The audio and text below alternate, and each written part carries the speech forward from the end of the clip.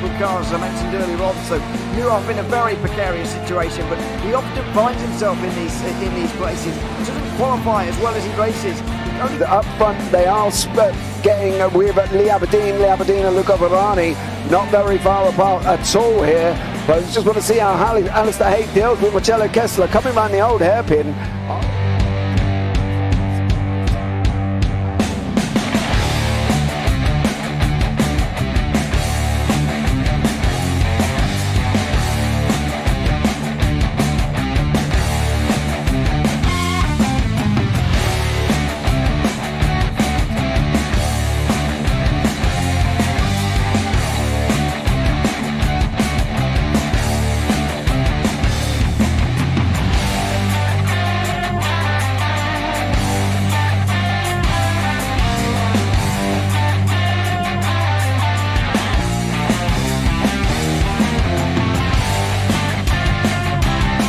I would say it's not the best decision they've ever made, just not having done that under the safety car, really. Yeah, they're taking their pit stop strategies from Ferrari lately or something. What's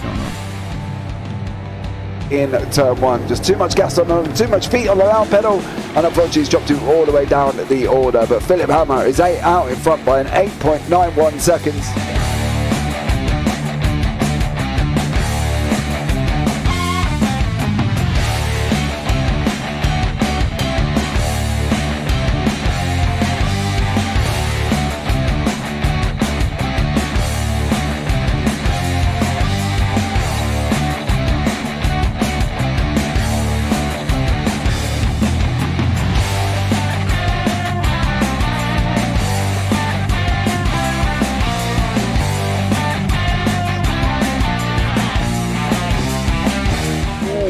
Dan Michael is a wall there, sir. And definitely doesn't want to be hitting that earlier on as well. Difficult, the understeer is in the dirty air through that final corner because it's such a long corner and you get dragged off into the grass very easily. He'll have the slipstream down it towards the chicane. Peterson was briefly alongside, but that slipstream has saved him and kept him in third. Yeah, Varani now lost a little bit of time to Aberdeen, about half a second. Peterson is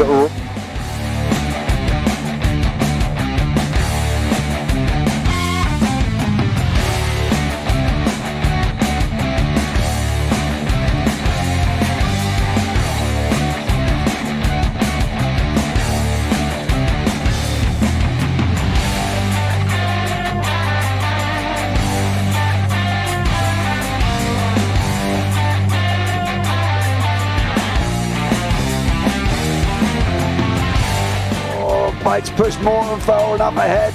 He's got out of line. It's now Pike going to have a go at Werrell. Don't push him off. He's in the championship fight.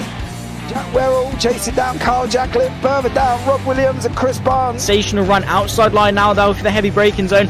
Around the outside goes the Audi R8. Look how much Miller's come back into play. Exactly. Miller's still such trouble. He's not on second and change. All of a sudden Miller's back in play.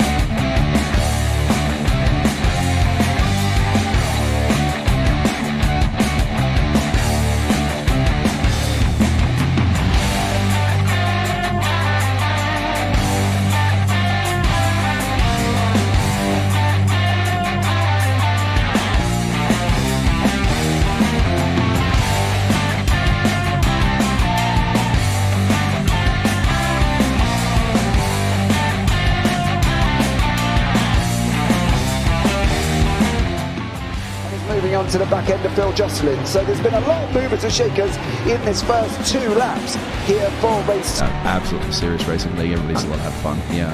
It's all about the entertainment, so I hope everybody is enjoying themselves out there in the chat. We know that Ron is been enjoying himself watching. And Burger King machines off into the grass a little bit there. Is that really bunching up now?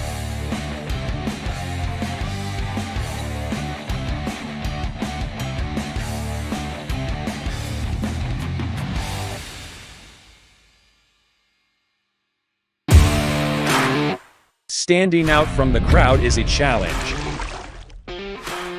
You have the passion, courage, and ambition to do something extraordinary.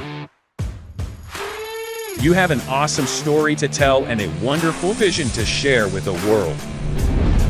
At Eddie Videos, we take that vision and turn it into reality so you can be heard above the rest. You need something different, and we give you the ultimate advantage. We can help you transform your ideas, images, and clips into a professional video that brings your message to life and sets a new bar for excellence.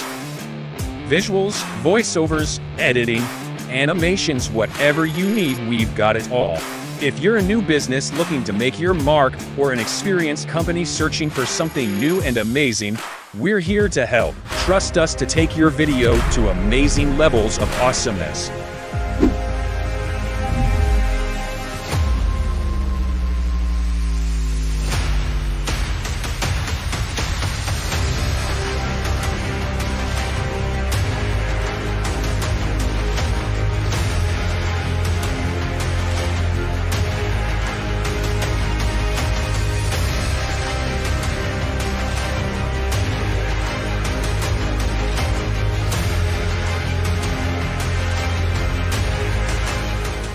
Does he have it? Medeiros is going to get it. They're going to toss it. They haven't got it. He's on the outside line though, going into the fastest corner on the circuit. Surely this can't work. Dominic Ligner has got a sensational run outside line now though for the heavy braking zone. Around the outside goes the Audi R8. Look how much Miller's come back into play. Exactly. Miller's still such up. He's not on second and change. All of a sudden, Miller's back in play. Can Barry do it? Big Barry's going to do it. Big Barry.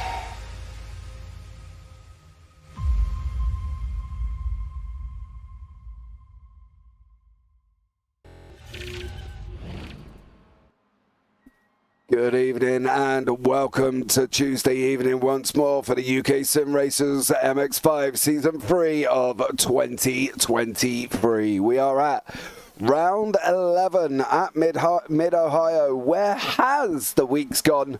Well, they've gone very fast for myself and Zach Sweeney, who will be in the booth with me this evening once more to bring you what plans to be some epic racing. 18 cars on track at this current moment in time. Let's bring you up to date with the current state of the championship standings in the pros. It is Tom Griffiths out in front on 1,330. He is only 12 points ahead of Jamie Ayres, and from that will be the battle at the front for the championship, with John Sylvester sitting in third and Ewan Bramer in fourth. Miles Owens in fifth. You can see they both jumped up one place, with Pete Van Gaal down 2 on 1,072.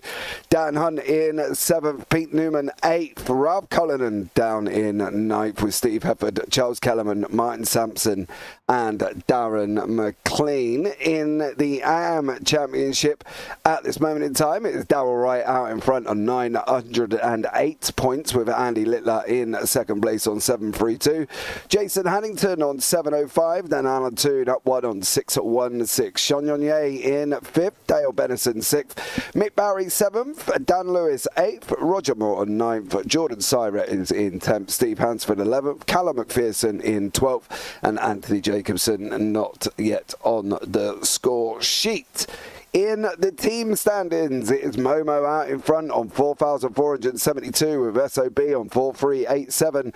Results Clothing on 2,011. And we've got Work Guard by Result, Air Smart Racing, Optical Green, DOF, Safeguard by Result, and then Pure Sims. Of course, now we go into the championship that matters, the Commentators Championship. Last week, Zach Sweeney was within 1 point, not any longer. He is now 90 points back away from me, who I'm on 2,110, and Zach is on 2,020.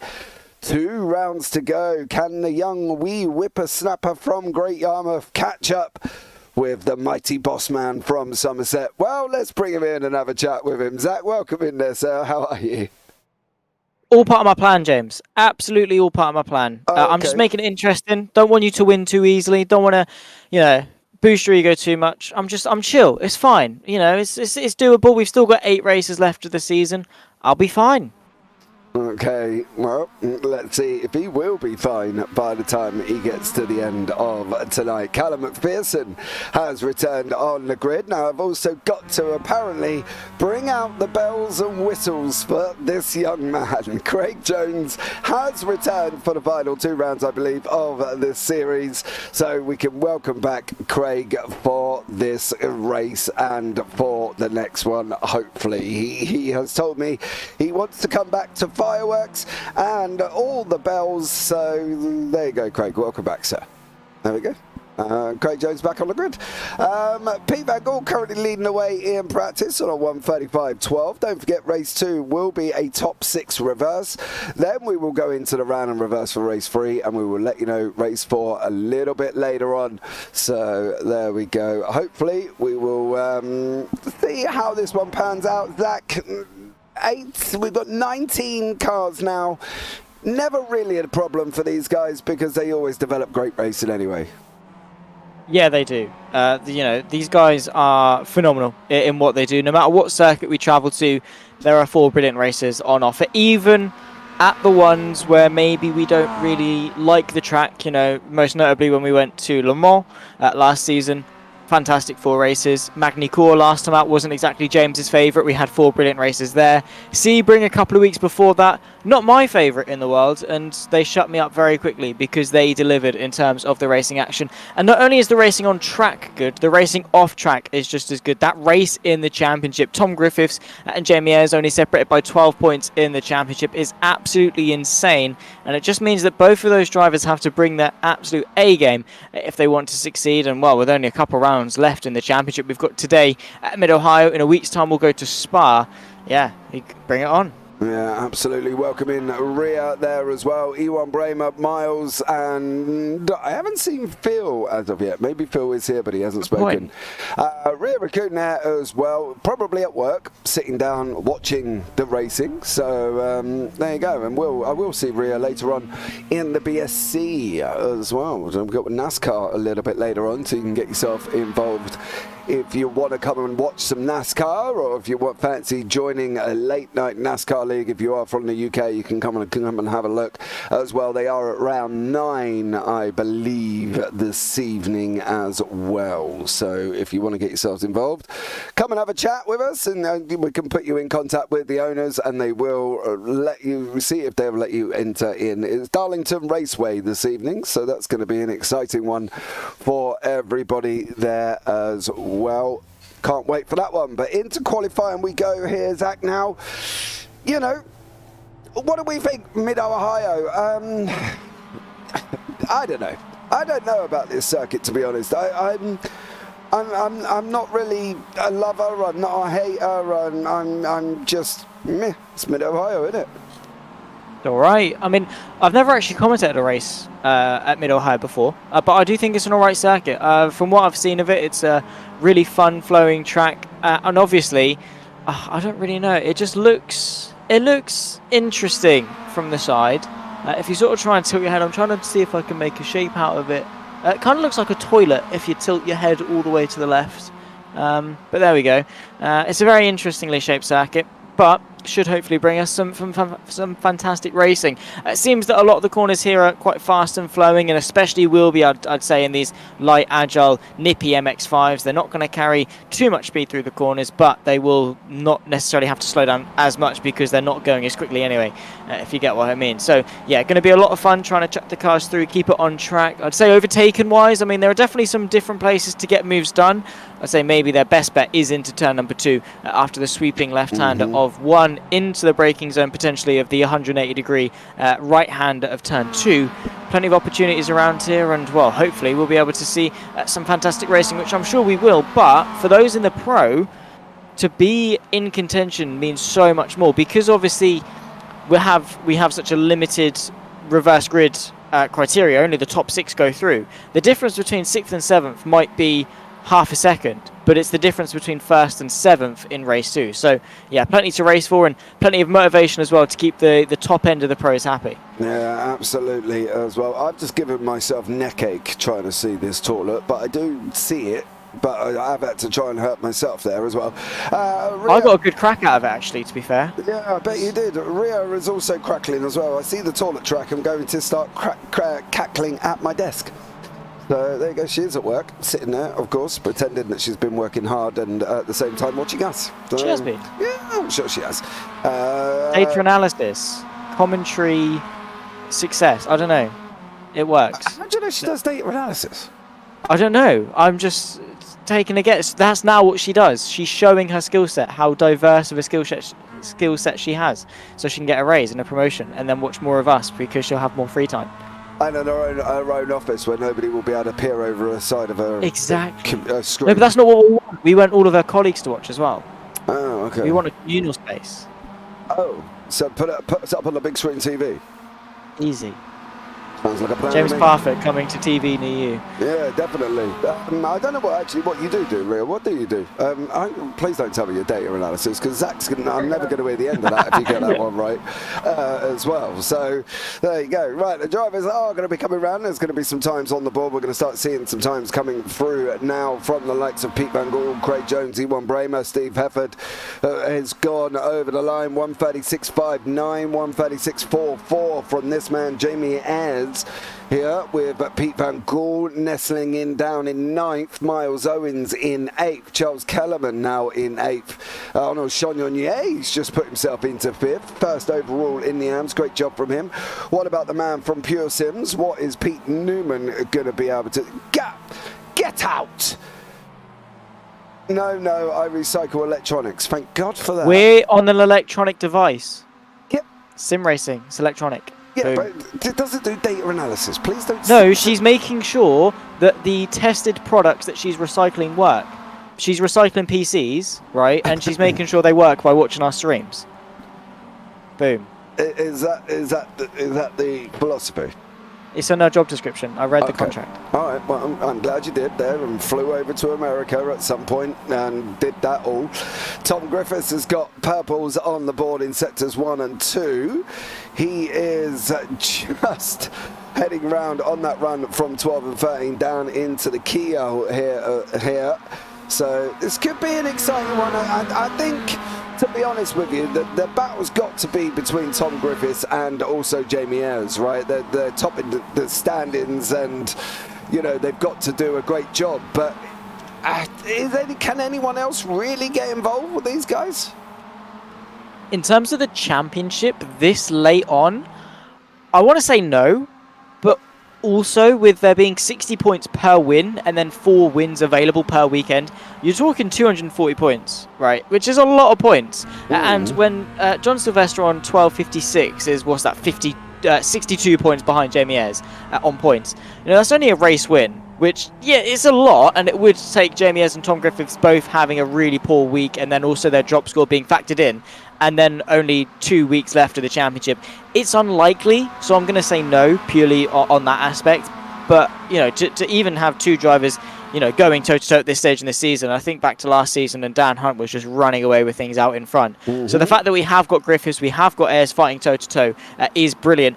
Also the fact that after last week, our 2 championship rivals, they didn't have too good of a weekend, did they? I mean, Jamie Ayres of the 2 had the better one, considering he was able to get a 2nd place. But between the 2 of them, only 1 podium over 4 races is it's a bit sketchy. So they're both coming into this race with a lot to prove and a lot to gain. Yeah, there was a lot going on last week, though, mind you, at Magny-Cours. I've got things written down and literally 2 A4 sheets of paper filled up with incidents and accidents. So, you know, there was obviously a lot happening. Tom Griffiths got held up a little bit on his lap there, going through turn 5, 6, 7 and 8, and has now parked it by the looks of it. It looks like all of these Momo guys are probably not doing themselves any favours at the moment. They look like they're tripping over each other, as we've had Arnaud Chagnon is on turn 6, so he's obviously had an issue there once more. Tom Griffiths still not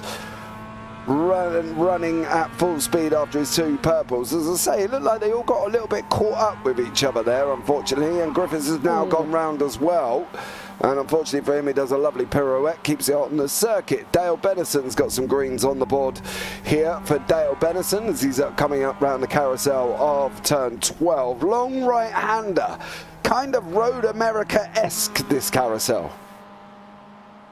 Yes, and the Road America carousel is a very, very fun and fast corner. So I'm sure it's absolutely no different. It seems a little bit tighter than the Road America one, because obviously the one in Road America spans quite a large radius and a large angle, whereas this one is a little bit more tight, so you have to think about it a little bit more. You have to be a bit more methodical about it, and of course be very careful, because again, it's your positioning on the exit. At the Road America one, you can go all the way to the right, and then you can exit as pretty much as wide as you want, because the next corner is a right-hander anyway. Here, you've got a right, and then you've quickly got that tight turn 13 onto the back straight, or onto the pit straight, I should say. So you really have to think about the positioning of the car all the way through the corner. Not only do you want to keep the minimum speed up and keep a tight line as possible, you also need to then stay tight to the right hand side in order to give yourself the best run onto that pit straight. So yeah, it's a very tricky corner, and one bit of oversteer can, it can make or break a lap. Yeah, you can see it there with Jamie as he's just coming around it now. He's going to go left around turn 13, down the start-finish straight he goes. He's purple in sectors 3. Is he going to bump himself up at all? He does. He puts himself into second place. 2 championship protagonists will be at the front here with Tom Griffiths and Jamie Ayres. We get into about that 6.5 minute mark where we start seeing times dropping off. No real improvements from people at this moment in time. As I say that, Jason Haddington has just put himself up into 13th there.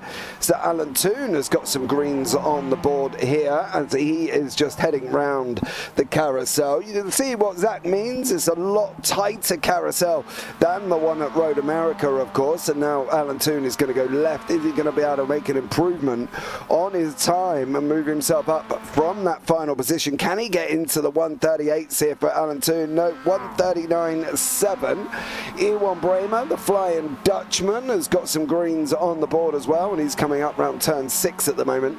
This Essex section does look quite exciting, Zach. I'm not going to lie. It's very, right, left, right, down into Thunder Valley, which is where they are now, and then obviously through that 10, 11, 12 section. It's quite a flowing, fast-flowing track, this one.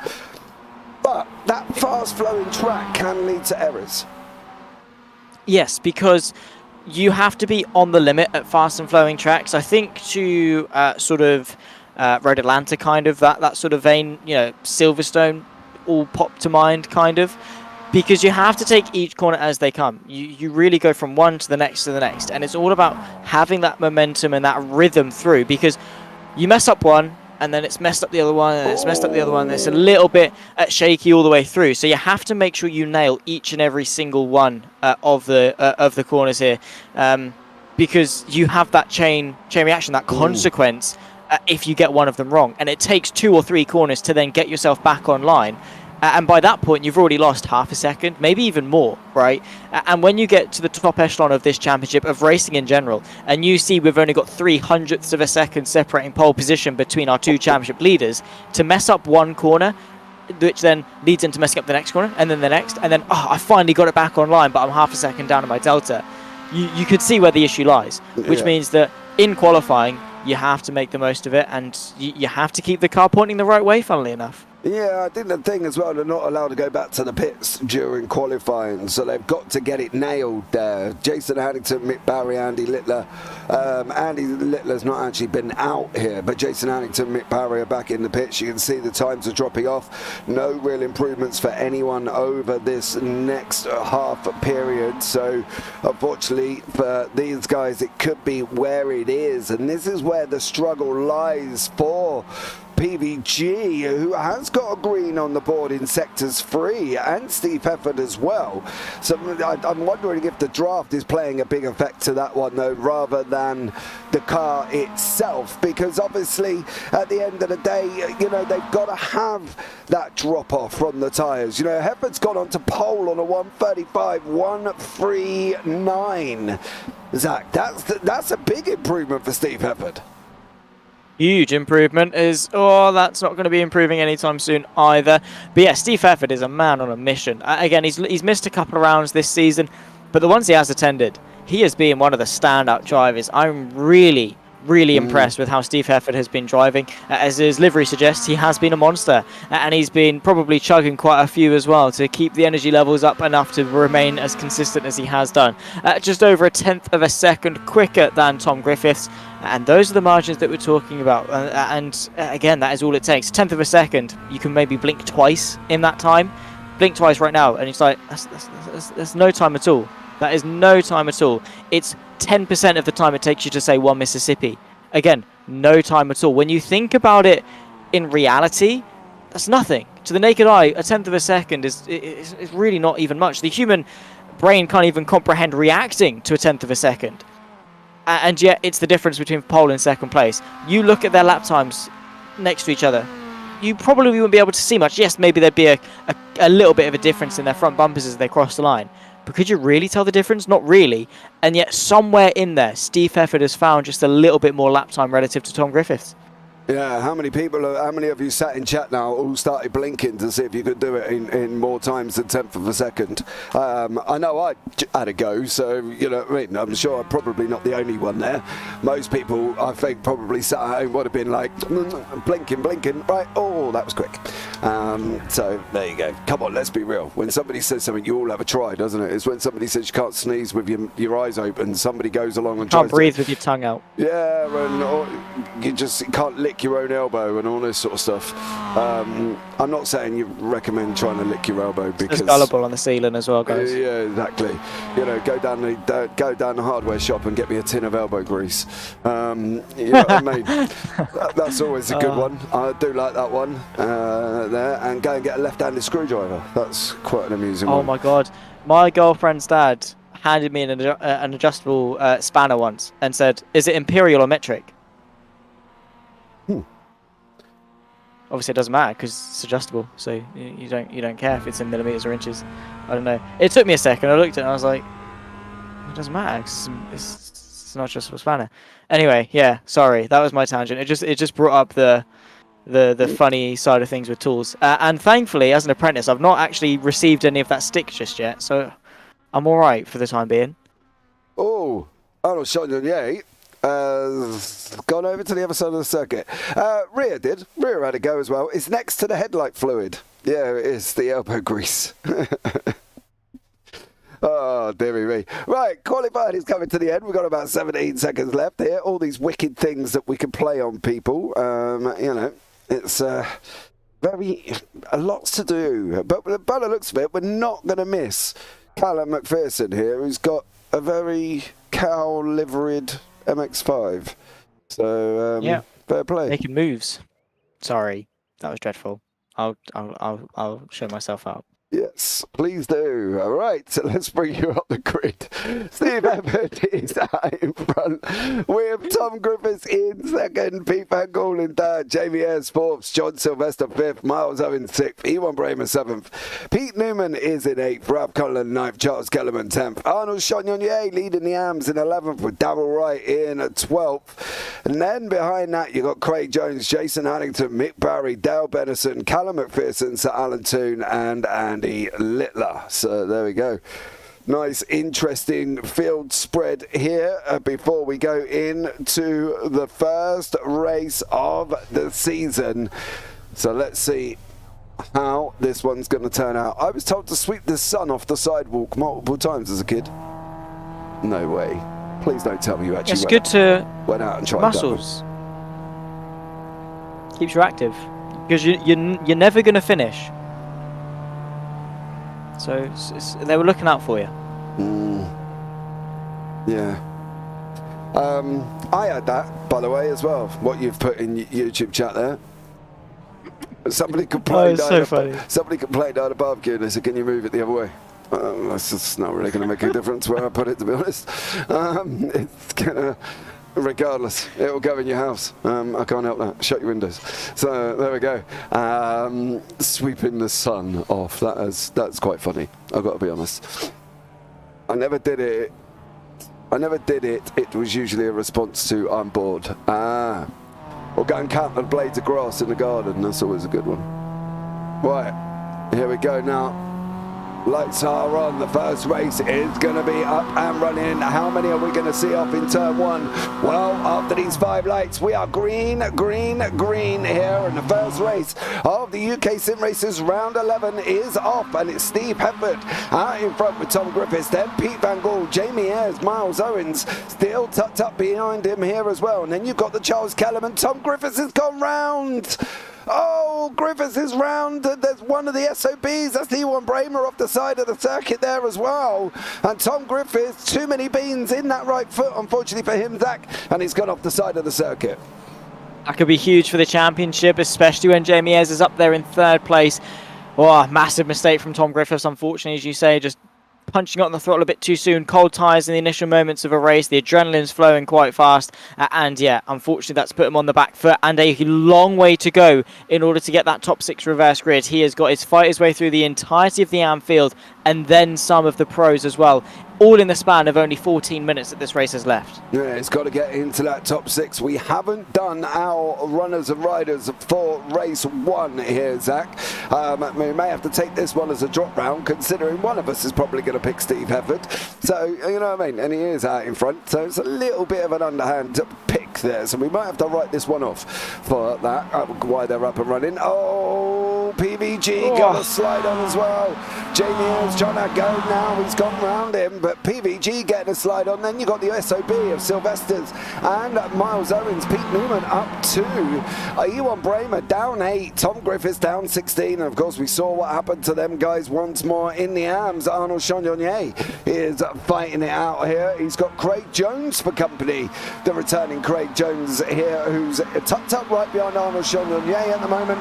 And then Darrell Wright, who's third in, who's winning the AM Championship, is third overall, third in the AM category right about now. But you can see the front lot here are separated after Jamie Ayres by not a lot here, starting with John Sylvester all the way down to Craig Jones in 10th. It is 2.08 seconds. I suppose this is good news for Tom Griffiths, most importantly. If he can close that 1.5 seconds up to Ewan Bramer, you know, he's got easy pickings, one by one by one. He can get in front of the one, eye up the next, eye up the next, eye up the next, and climb his way up to, if he continues to have good pace all the way through and doesn't slow himself down too much, he could well get himself back into contention, maybe for that top 6 over the course of the race. The top 2 seem to be breaking away, however. Hefford from Ayres really running this race quite strongly. Side by side in the background as well is Charles Kellerman, Ralph Cullinan, and Arnaud Chagnonier. They cannot leave each other alone. Oh, 2 peas in a pod, them two. Yeah, There we go. Here it is. Kellerman and Cullinan have been together for quite a few rounds here. We've just lost Arnaud Chagnonier, who's just rapidly gone down the order. So, unfortunately for Chagnonier, he's dropped out. Sylvester and Owens are another pair, with PVG behind that and Newman incoming a second back. Newman has now got Kellerman, who has then got Cullinan behind him, with Craig Jones behind that, Darrell Wright and Mick Barry. So, Kellerman and Cullinan, they just can't separate each other. No. And we can't exactly separate their names either when we're commentating. I do love, every time we talk about them, it's Kellerman and Cullinan. It's just that we really emphasise the syllables as, oh my goodness me. Going off there is Darrell Wright, which means our 2 AM Championship leaders have both had issues in the opening moments of this race. Darrell Wright tumbling his way down to 13th overall, just ahead of Callum McPherson in 14th. But yeah, huge moment for Darrell Wright. But I think after Chagnonier's absence, he should be fairly comfortable in his AM lead. Yeah, I believe he should be as well. PVG has passed Miles Owens, and Miles Owens has now dropped below PVG. He's using the draft of his SOB teammate John Sylvester, who is towing Miles Owens along. Owens trying to go around the outside, tries to cut back, coming under for 5. He's got to try and get a run. Now down to the right-hander of 6. This section, as sweeping as it is looking, it is a very tricky section. There is a lot of downhills, a lot of uphills. You got to try and break downhill and turn at the same time as they come through into turn 9, Thunder Valley as it is known locally. And now Miles Owens setting after PVG here with John Sylvester in front. Hefford's out in front by about nearly a second, and then there's a 2.1 second gap to back to Jamie Ayres here. Sylvester, PVG and Owens probably fight it out and not doing themselves any favours. Nah, definitely not, especially in the opening stages. They know what an adversary they've got. Also, a brilliant display of trying to set up the move there from PVG. Didn't quite work in the end, but definitely putting John Sylvester under a ton of pressure. I don't think that Sylvester's overly interested in fighting for more than third in this race. I think that's quite evident. But if you're going to fight with the likes of Hefford and Ayres, you need to do it from lap 1. And that means you need to work with the people around you. Yes, they're enemies and stuff. As there's a send from PVG looking to the inside of turn number 2. We said it was going to be a prime spot for overtaking, and the Flying Dutchman has done exactly that. John Sylvester really had no answer to that one. Yeah, Sylvester went in too hot in there, and unfortunately the car drifted out wide, leaving that door wide open for PVG to say thank you very much there. Ayres is closing in a little bit on Hefford. Sylvester's trying to come back around the outside of PVG. They're swapping backwards and forwards down into 4. And Sylvester running the outside line. He's going to have the inside for 5. Can he just get his nose up there a little bit? He can't. PVG's going to hang on to the next right-hander on turn 6. And then through 7 and 8 they go once more. But it's looking like John Sylvester and PVG here having an absolutely epic scrap. And they're battling all the way. And I think they're going to be battling for the next 8.5 minutes as well. As Ayres has now got down to 2 tenths over Steve Hefford. He has. Jamie Ayres has put in some brilliant lap times over the recent times, which I suppose couldn't have come at a better time, especially considering that battle that we saw, that train that we saw spanning from John Sylvester downwards, has really dissipated. I mean, speaking of the man himself, Tom Griffiths moves his way past Callum McPherson, who unfortunately loses a couple of places, potentially due to a mistake, and this is why McPherson has had an incident. I think Chonier joined him at least for a little bit. He rejoins the circuit, of course, but Jamie Ayres potentially in a race-winning position when Tom Griffiths is 14th. Yeah, it looks like Callum McPherson just got that turn all wrong, went spinning round there, missed Tom Griffiths, missed Jason Hannington. So great job from everybody there. But now Jamie Ayres and Steve Hefford, is this going to be Jamie Ayres' opportunity? He's surely got to look up the inside. He's left a gap for you there as well. He's given him a little bit of a bump draft. He's got to try and pull out. The door's open. The door is open. And hopefully this should be Jamie Ayres on the... Oh no, he didn't quite get there. He didn't quite get enough alongside there, Zach. No, not quite, but I think he's just showing his nose and saying, "You alright, mate? I'm here. How you doing? How's your week been? Missed you out on track." And just trying to maybe play the mind games a little bit. Fill the mirrors, go left, go right, send some fake moves, but really grasping an idea of how crazy the undulation here is at Mid-Ohio. You really rise up and dip back down again, quite a couple of blind crests and things like that. So I suppose it is a little bit difficult to follow a car in front, but Jamie Ayres is doing a really good job of that and really driving the car on the limit. And well, when you've got 2 drivers who both want to win dearly and you put them toe to toe, the pressure will start to rise, and especially the lead driver having to look in his mirrors, it's going to get tough for Hefford. Yeah, it is. Newman has passed Owens as well. Pete Newman got past Miles Owens. Darrell Wright past Dale Benison. Sean Yonye, obviously, and Jason Hannington past Callum McPherson. We did see what happened to him. He got a little bit out of shape coming around turn 9, and it was all done and dusted. Ewan Bramer trying to make his way past Mick Barry at the moment. The returning Craig Jones is leading the AMS, so well done to Craig for that one, coming straight back into the MX5s. And Newman is now having a go at Sylvester. Never can count Pete Newman out, but he's got Sylvester, he's got Van Gaal, and he's got Ayres and Hefford, and he's only got 6 minutes to try and get them all. Yeah, it's going to be tricky, especially as you say with the limited time frame, because 15 minutes, it's really not that long of a time at all. I said that, that goes without saying, obviously. But especially when it comes to racing and things like that, because, sometimes drivers spend 15 minutes alone setting up a move, analysing their opponent, looking where they're quicker, finding out where the gap could be, even just down to waiting for the driver in front to make a mistake. And yet, in a race like this, you've got to do all of that process, following them for a lap or 2, looking where you're quicker, looking where you can get a move done, waiting for a mistake, and you've got to condense that down so much so that you can do it multiple times in 15 minutes, and that is such a crucial skill in order to have in a race like this, especially when you get top caliber drivers like this battle right here between Newman, Sylvester and Van Gaal all over a podium place. It's not easy being able to make the best decisions, and it is why sometimes we do see some fairly hefty incidents, but a driver like Pete Newman, he's been here, done that, got the t-shirt before, and he knows how to best negotiate this situation. but unfortunately, he's going to have to do it quite quickly. Yeah, and unfortunately for him, it's Sylvester in front. You can see Hepburn and Ayres still going at it there. Pete Van Gaal fighting it out in third to try and break away from the Sylvester, Newman, Owens, Cullen and Kellerman battle. And then Craig Jones down there as well. Mick Barry's doing some style points on the grass. Is he going to be able to hold it? No, is the answer for Mick Barry. The boys at Air Smart, Jason Addington and Arnold Chandonnier fighting out down for 8th and 6th and that's a bit bizarre. 5th and 6th in class. Sorry, I'll get my maths right in a minute. And Jamie Ayres has cleared Steve Hefford now. That was on that run down that start finish. Oh, down from 2 to 4. And Jamie Ayres is out in front. It looked like it was always coming here, Zach, for Jamie Ayres down that long straight, really, in conjunction with 2 and 4. But he still had to make the move, and he did get the job done. For sure, yeah. Again, it takes some bravery to go side by side, especially when there's a lot on the line. Jamie Ayres didn't look back, and that is exactly what you need, is confidence in yourself.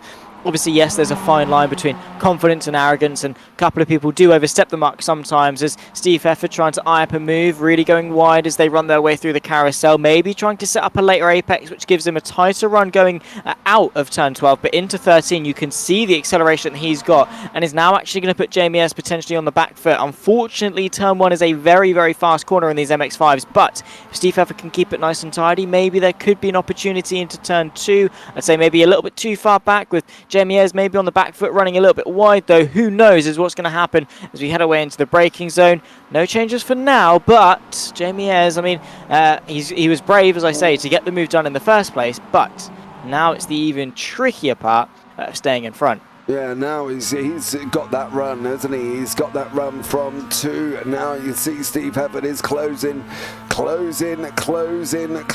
It's whether or not he's going to make that chance, that dive towards the end of the corner. It's not just as he comes in, he just gets close enough. He's got to stay closer for the rest of the lap. He can't just stay close for that one period of time there, because clearly Jamie Ayres is pulling out a little about 2 tenths over the whole lap on him at the moment. So Hefford kind of needs to be tucked right in, coming out of that exit of 2 to be able to get Jamie Ayres on the next lap, which I don't think is going to be the last lap. I think there's going to be one more looking at the rough time here.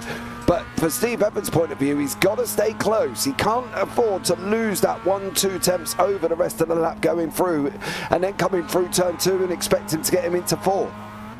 I'd say turn 2 is probably his best bet. Or right here as Jamie Ayres goes in way too deep. I think that was more intentional actually, because he knew Steve Hefford couldn't get back on the inside of him. So Jamie Ayres purposefully compromised his corner through one part of the corner, knowing that he could be overtaken, to then actually have a supreme launch coming out, because he knows the threat that is potentially this run through 1 and then into 2. If I was Steve Hefford, I'd go for the move in turn 2, park it on the apex, force Jamie Ayres offline a little bit, force him to slow down, and then get a nice launch off the apex, so that you can't really be overtaken as you run your way into 4. You can see how Jamie Ayres is so clever in his driving. He knows exactly where Hefford wants to get a move done, and he is positioning the car in such a way that he's quick where he needs to be. He's compromising the bits that Hefford can't do anything about, to then be advantageous in the bits that he can. However, it might be all for nothing, as here comes Hefford for the lead. He just got there right at the entrance into the corner there. That's not going to help. Where are you, Jamie? There he is, as he comes back on to track. Round turn 6 now, the right-hander. This track does look somewhat a little bit manic. It is full of rights, it's full of lefts, uphill, downhill. It's got it all here at Mid-Ohio, and these guys are putting on a show as we're going to be coming around, starting the final lap very, very shortly. They're off round turn 10, the right-hander, then we're going to go left into 11, round the carousel of turn 12, and then of course you got turn 13. This is where Jamie is running a little bit deep last time. He's done it again, but it does look a little bit more calculated there, Zach. It's clever. It's really clever driving. I am really sort of envious of the way that Jamie Ayres is driving. He is so good at what he does. He knows, and this is so intentional. Again, initially maybe it looked like a mistake.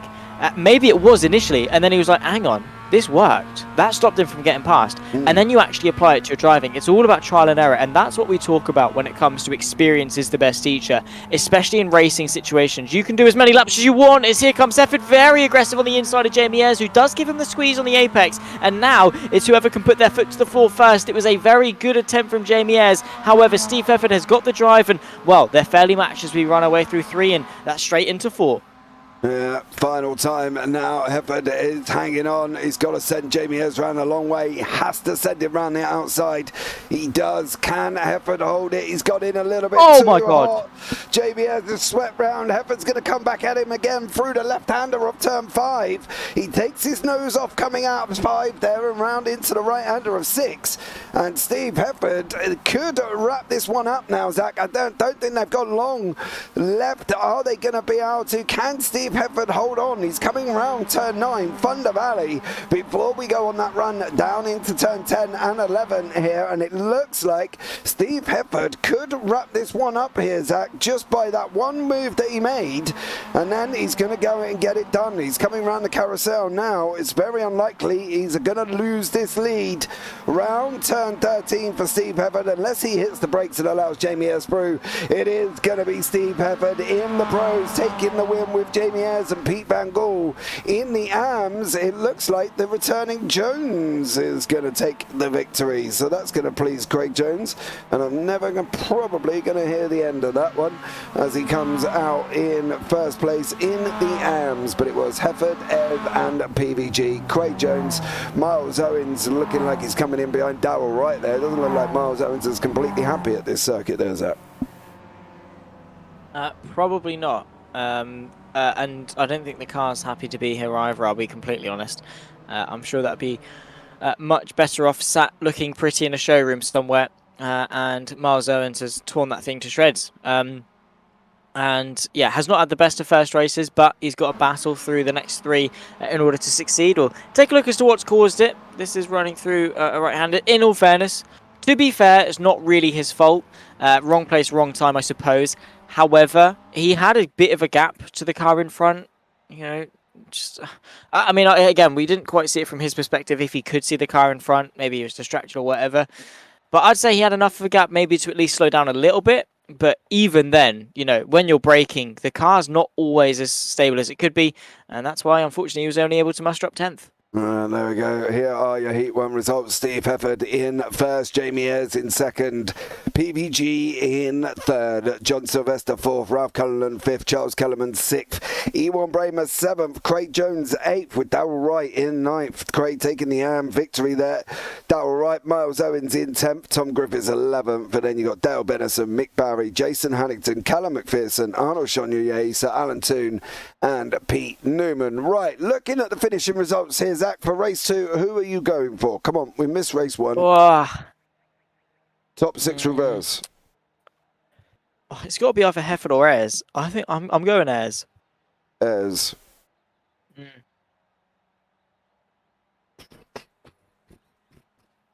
I'm going to go PVG, I think. All right. Okay.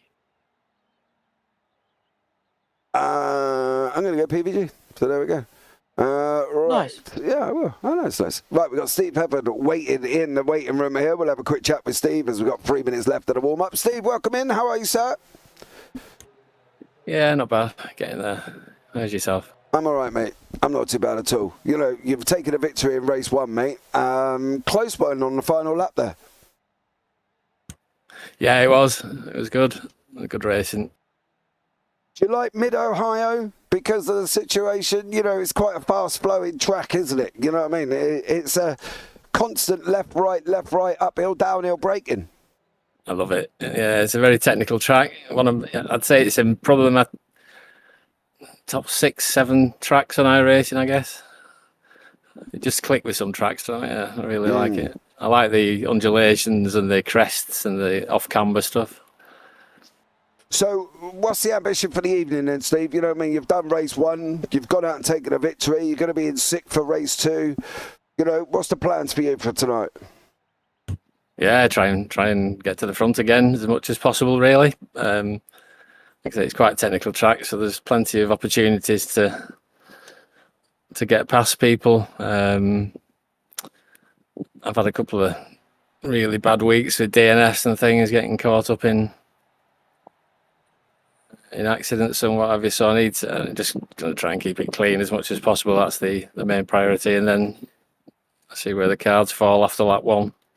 It's sort of lap 3 before the tyres come in, really. So you've got to be careful that first couple of laps. Yeah, that's fair enough, Steve. Well, good luck for the rest of the evening there, bud. We'll let you get back into the Momo room, and I might catch up with you a little bit later on. Hopefully, you never know. Cheers, buddy. Take care. So there we go, another Steve Heffer coming in there as well. Pete Van Gaal on fire, as always. Apparently they broke a window in. So there we go. Paul LeMay, good evening, guys. Some great racing again. Yep, as always. Charles Kellerman there as well, clapping. So well done on that one. Of course, the returning Craig Jones taking the victory in the AMS. Is, come back, got himself back into the swing. Taking the victory. Let's see how he gets on for the rest of the evening. But for race 2, it's going to be very interesting. Zach's got Jamie Ayres. I've got PVG. Let us know in chat who you think is going to win. It is a top 6 reverse, so it will be Charles Kellerman will be on the front row as we go into the final minutes here as well. For Steve, it's been a tough time for Steve. You know what I mean? We know all the issues he had, an operation and on his back, and but to come back and do Mid-Ohio and all the other races that he has done, that's fairly impressive for him, to be fair. Like he never left. He's doing great. They're having an absolute whirl of a time in the pit lane at the moment. But Steve Parfitt, he's a really, really fast driver. He knows what he's doing, and well, even with the fact that he's had a back operation and should have been maybe out of order for quite some time, he's back and he's racing quite strongly, which is mega to see. And again, the beauty of sim racing, the fact that it is so accessible. I mean, obviously, if you have a wrist operation or whatever, you're not really going to be able to drive much things, or if you have a massive boot on your foot or whatever, then maybe not. But an operation in your back, as long as you can maybe stuff a couple pillows down there, maybe obviously not for long periods of time, but 15-minute races, Steve can then I guess stretch out a little bit, limber up and go again. So yeah, beauty of sim racing is that even if you're maybe not as physically fit as you could be, you can still race really well. I mean, we always spoke about Nenad Bradislavovic and his sort of disability and things. And I'm not saying that Steve Heffer has a disability or anything like that, but more the fact that you're not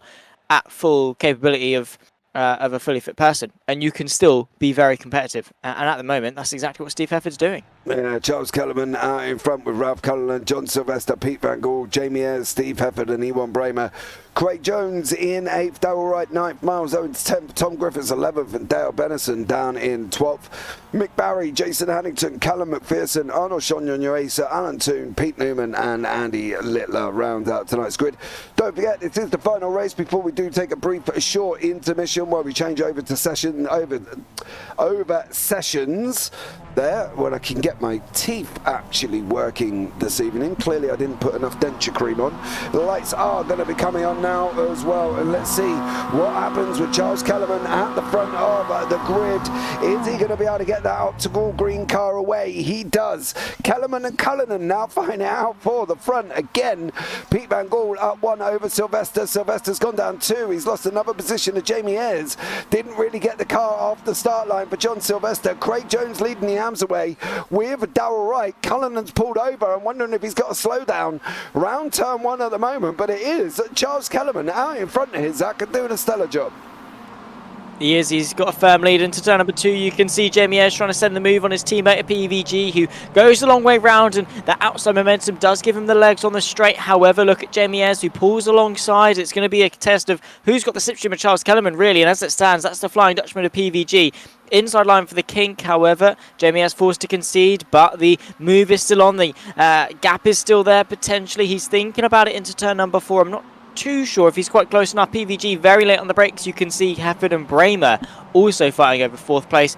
Looking at Griffiths, though, how much of a move has he been able to make? Up 1 place up to 10th, but well, he's really struggling and having to battle his way forward. And well, the 2 battles in front of him of Owens and Jones should be easy pickings for him to get himself inside the top 10. Yeah, the problem is, though, when you've got two battling cars, you never quite know where they're going to end up. You can see the gaps there. It's literally 2.3 back to 8th place at the moment. Kellerman is still out in front. The Flying Dutchman of PVG still tucked up right behind him. He's keeping that draft away from Jamie Ayres. I've got to be honest, Ayres is looking strong, right? And I wouldn't be surprised if he took that victory here in race 2, because he is looking strong. Kellerman's gone round in an awkward place. Oh, he's literally sat in the middle of the track. Oh, now he gets out of the way, but I don't think he was the only one that got caught up there for Charles Kellerman. I've got a funny feeling he just goes in a little bit too hot, locks it up, and then everybody else, Hefford wiggles, Cullinan, there's contact with Jones, and reversing leaves his bumper in the middle of the track. Physics, because they work in iRacing. Yeah, that's cool. Let's carry on. Ralph Cullinan, round turn 2 is going to be under pressure, but that's released the Flying Dutchman of PVG out in front, and Kellerman, Griffiths, Newman, Chagnon, all battling it out here. Craig Jones got caught up, of course, in that incident with Charles Kellerman, and is now nestled third in class at the moment. Ewan Bramer's further up, but he is fighting with John Sylvester, but it's going to be here, I think, for Tom Griffiths, Cullinan and Newman. Cullinan obviously qualified, he started in second, he got a slow down at turn 1, dropped down the order. Kellerman binned it, he got caught up with that, drops a little bit more, he's down 5 at the moment. But for Tom Griffiths, as you say, it should be easy pickings, but Cullinan's no slouch, the Irishman, you know what I mean? He's no slow driver. He's not. He's been quick. Has Cullinan. Unfortunately, really not been able to set the world alight. I mean, he's been close, a number of 4th places over the course of the season, but still yet to be onto the podium is the Flying Irishman, which is baffling, because there's been a number of times where I've actually tipped him for the win, because he has had that potential, he has been quick. He just needs a little bit more, just that little step up, that little nudge to get him, you know, level pegging with the likes of Ayres and Van Gool and such. He is a very tough driver to get past, and I'm sure Charles Kellerman will know that firsthand. Tom Griffiths as well is now about to find it out, especially as he's got pressure from Pete Newman in behind into turn number 2, and the championship leader does find his way to the inside of the very peppermint looking MX5 of Ralph Cullinan, trying to pick his way past as well as Pete Newman, and the long way round Ralph Cullinan showing how good his defensive driving is. Yeah, now we're going to go 3 wide with Pete Newman in the mix as well. The gates closing, the doors turned off. Cullinan's come over. He's taken the right-hand side. Look how close they are there as well. Griffiths trying to get involved and get some of the side draft. Is Cullinan going to hold it on? Is he? Yes, he is. He's going to take the nose off. There's going to be contact. And into the barrier as well for Ralph Cullinan, reversing his way back out onto track. We've got McPherson as well running side by side with McBarry. That is huge, and a very unfortunate way for Ralph Cullinan to end his way out of contention in this race. Yeah, I'm just wondering where, if you had to, could you put blame on that? Nah. Do you know what I mean? Because technically here for Tom Griffiths, right? And I want to try. Griffiths. It's got to be, innit? I mean, absolutely got to be. He's fighting a losing battle here. Absolutely, he's fighting a losing battle. I mean, at this point, you brake and you back out, because that is always going to squeeze. And honestly, for Ralph Cullinan, I wouldn't be surprised if his engineer, his crew chief, said clear. As to the inside goes Steve Hefford on Sylvester, going through turn number 2 and onto the back straight. But for Cullinan, obviously in iRacing, you're stuck in cockpit mode, so you can't really see much around you. You're relying on your crew chief or your iRacing engineer to say it's clear on your inside, and then that's when he turned. And then probably at the last second, it was, oh, on your left, and then that's when the contact hits. So for Cullinan, again, it's difficult. You should be able to say, oh, we should be able to see him alongside. You can't. No. And again, you're relying on those audio cues. Sometimes they're delayed, sometimes they don't register. So for Tom Griffiths, it's just live to fight another day. I mean, he has. Unfortunately, Cullinan hasn't. But yeah, if I was to administer any of the blame, it would unfortunately be to Tom Griffiths. Yeah, I think at the end of the day, it would be Griffiths as well. I think at that moment he probably should have backed out. He should have basically realised that the door was always going to close, and it looked like it was always closing anyway. And for him to keep his nose in there was a little bit silly. Yeah, a bit of a silly Billy moment, I think. Very much. Yeah, would be the terminology, and and I think he should have kind of said, "Thanks very much." Like, you got to go. So. But there we go. PVG running side by side with Jamie Ayres. You can see now Ayres has retaken that lead. PVG sits in that second place. He is going to have the benefits of that long run from 2 to 4. Trouble is, he's not looking like he's going to be close enough. Steve Hefford looks like he's going to be close enough over Ewan Bramer. He's pulled out already. And for Ewan Bramer there, he's got not a lot to do. He left the door open coming out of 2, and unfortunately he's not going to be able to close it on Steve Hefford. Hefford's going to have that inside going down into 4, and Hefford has got the job done. PVG didn't get the job done over Jamie Ayres there, mate, and now he's got to decide what he's going to do for the next 7.5 minutes.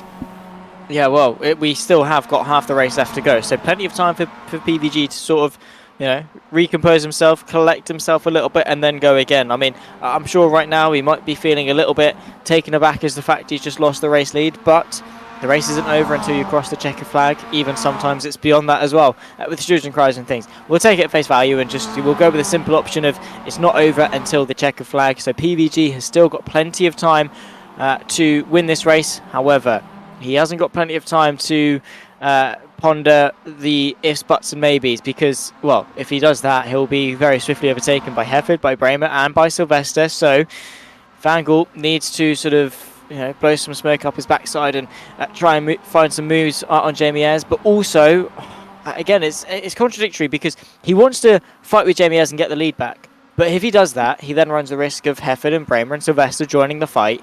And therefore, it goes from a fairly secure second place to what could be a 5th. So there is a wide range of possibilities here for PVG. He's not really going to consider any of them. He's just going to send the move for the lead and have a drag race with Jamie Ayres once again. Yeah, PVG's going to have the inside line, mind you, as well. He's got to keep it on that inside all the way down into 4. The Flying Dutchman can manage to hold on if possible. Got the SOBs now. You can't leave the door open. Stay where you was, and there we go. He's going to be able to manage to do that. Tom Griffiths is fighting now with Pete Newman. Newman's just cleared Griffiths down the same part of the racetrack as Pete Van Gaal took that lead away. Ewan Bramer still with John Sylvester. I'm surprised the SOB boys are even remotely fighting. I would be, tucking up and hoping just to try and catch Steve Hefford, to be honest. I wouldn't really be worrying too much about battling for positions.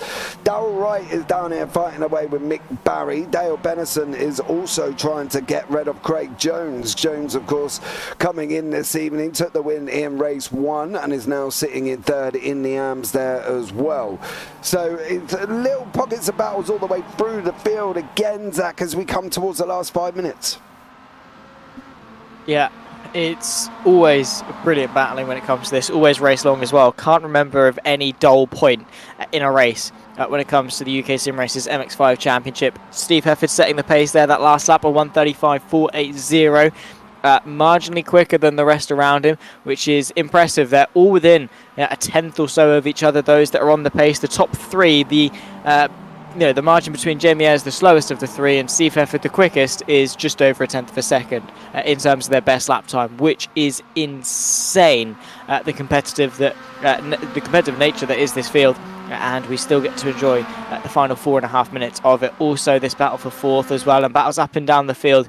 Plenty to sink our teeth into, and well, here we go. The SOB cars, 4th and 5th in a bit of a battle. Let's see how this goes. Yeah, we've also got Hefford closed up onto the back of the Ayres and Van Gaal battle here. So for Steve Hefford's point of view, can he make it 2 out of 2 this evening? Or will he not be able to? Because he's got Pete Van Gaal and Jamie Ayres still fighting it out once more. 4 minutes remaining on the clock, and you got Van Gaal, Ayres, Hefford, Bramer's 1.9 back with Sylvester behind that, and then you've got Miles Owens who's got Newman and Griffiths for company. So we've got a two-car fight, another two-car fight, and a three-car fight, and then we've got Sean Yanye all on his own, and then you've got another two cars of Darrell Benison and Craig Jones, and then Mick Barry, Darrell Wright, and the recovering Ralph Cullinan, of course, who had contact with Tom Griffiths on lap 3 around turn 6 there, which we would probably say was Tom Griffiths' incident, but I'm sure he might come out and say something different there, Zach. Yeah, I'm sure he would. Again, he's a sim racer. We don't blame it. It's not personal. With all the sort of the opinions that we give, it's nothing personal ever. We just we call it as we see it. But again, he's a sim racer. It's never his fault. We've all been there. Sun was in my eyes. Yeah, cat run under my foot. No, I don't know, someone turned the light off and it distracted me. Whatever, never your fault. You never admit guilt as a sim racing driver, which is fair enough, because that's what we're like. Couple of changes as Jamie Ayres looks for the lead on PVG. Couple of changes as well, up and down. Pete Newman on Miles Owens. We also had Mick Barry and Darrell Wright fighting over what is 4th place in the AMS. But yeah, I'm sure Tom Griffiths would have some very stern opinions about that. And oh my goodness me, now he's, well, sinking his teeth into a very, very feisty fight indeed. Yeah, Griffiths, Newman and Owens here, these three scrapping it out for 6th place. All men up positions. Owens up 4, Newman up 11, Griffiths up 3. He looks like he's got a bit of a better run coming out of Thunder Valley down into turn 10 as Pete Newman. He's tucked up literally closer than he can ever get here to Miles Owens round the left-hander at turn 11. He's going to look up the inside. Owens. Oh, he's thinking about it, and he's definitely done it. Pete Newman ahead, and Miles Owens has had a huge off. Look at that. He's tumbling his way down behind now Arnaud Chagnon, and with, what is that now, 2 minutes left to go, onto the penultimate lap of this race. Out of contention. Let's take a look. There was contact with Newman. Let's have a look. Yeah. Into the carousel. It's tight. It's a Tom Griffiths situation again. Always going to happen. Yeah, you can't come across that late. I think that's the problem. The late move pulled it, and it kind of didn't do anyone any favours. They're on the penultimate lap here as well. So Ralph Cullinan going to get the run out over Darrell Wright. Surely he's going to get the run. He's pushed him off that inside line. Darrell Wright's going to leave the door open going down into turn 2. Is the Irishman going to nip up the inside? On the brakes he goes. Yes, no, maybe, who knows? Yes, I think he has just about got it there, and now they're on that run down the straight. They're going to be side by side. Darrell Wright's going to slot back in and take that lead away. Jamie Ayres has got Steve Hefford. It's looking like PVG has opened up a little bit of a gap. Why Ayres and Hefford fight it out here? This could be good for the Dutchman. He could be just getting away while the guys are fighting. He could be indeed, and that's what he's going to be hoping is going to happen. Jamie Ayres and Steve Hefford hopefully have got a wise head on their shoulders. They've got a lap and a half left to go, and they need to see if they can go for the lead. A second now-ish separates PVG to Jamie Ayres. Jamie Ayres, of course, on a day where Griffiths isn't having a good run, has got prime opportunities in order to make some huge gains in the championship. But look at Steve Hefford. He knows his chances are wearing thin as well, and he wants second place. Once again, they're going to go toe-to-toe onto the final lap, but it's this time PVG that leads the way. We've had the last 14 minutes and 50 seconds of racing action, and it all comes down to this for race number 2. Yeah, Jamie Ayres and Steve Hefford battling out for that second place. It looks like PVG might be able to hang on. Sylvester's still got Bramer for company. Griffiths has still got Newman. Both of these men have been involved in incidents. Newman with Owens, Griffiths with Cullinan. But Jamie Ayres is trying to hang on now. There's somebody off the side of the circuit. I think that was Callum McPherson off the side of the circuit now. Jamie Ayres is on trying to... What's he going to be able to do? Is Hefford going to send it? He's not. And at that point, knowing how twisty and tight the circuit is here, Zach, you would kind of say the 1, 2, 3 is as they are at the moment.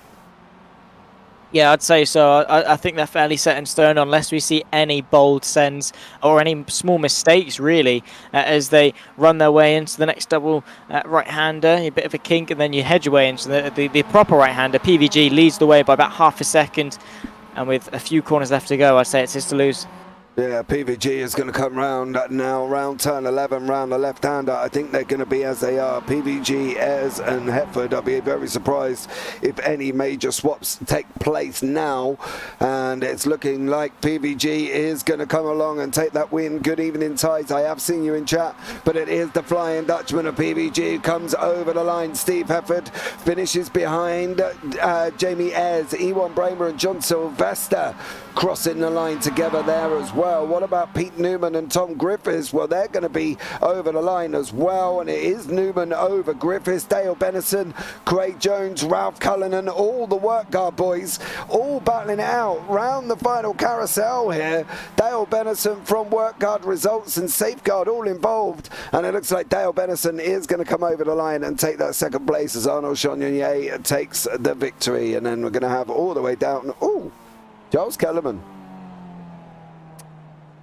Well, he's still one place behind Cullinan. After all of that. Yeah, both men got caught up, didn't they? They're literally like on a bungee cord here.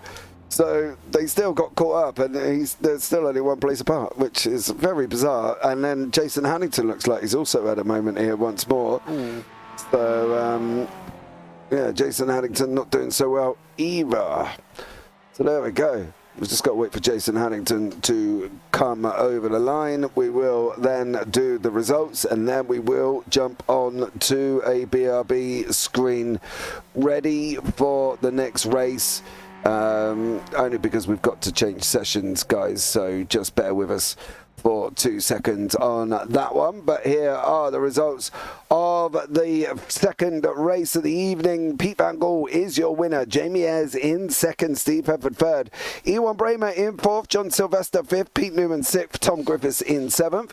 Arnold Chagnon takes the AM win in eighth. Miles Owens in ninth. Then you've got Dale Bennison and Craig Jones rounding out the AM podium there. So Craig Jones is 2 for 2. So I'm sure he will be most happy about that. Then you've got Darryl Wright, Mick Barry, Ralph Cullinan, Charles Kellerman, Sir Alan Toon, Jason Hannington and Callum McPherson. All right, guys, we are going to be jumping back very, very shortly. And as always, we'll break.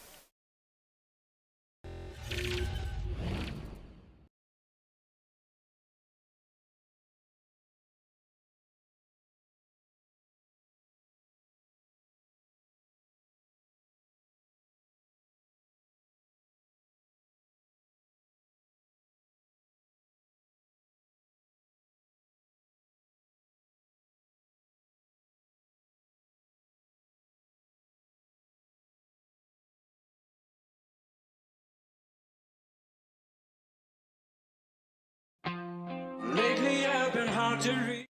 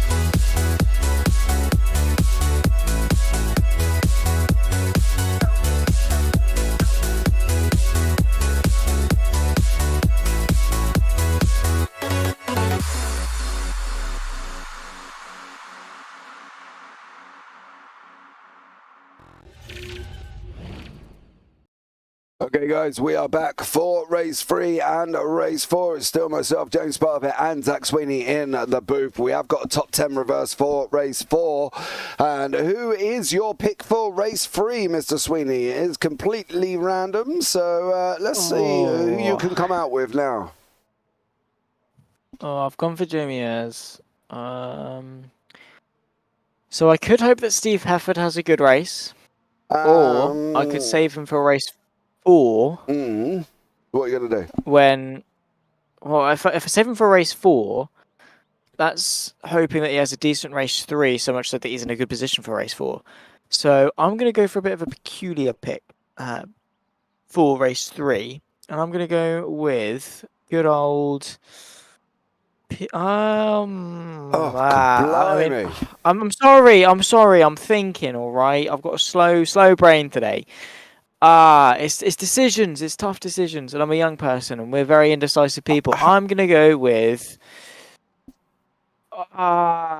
You know what? I'm gonna go with PVG. All right, PVG, I'm going with Steve Hefford. I'm going to pull my pick now. Steve's look quick. We have going up now. We will see the grid very, very shortly here for race 3. They have advanced the sessions. The grid will come up in momentarily. Thank you so much for joining us, and welcome in there as well. Cullinan and Callanan inseparable. We're not doing it intentionally, and Rhea said we're going to need you to do it inseparably.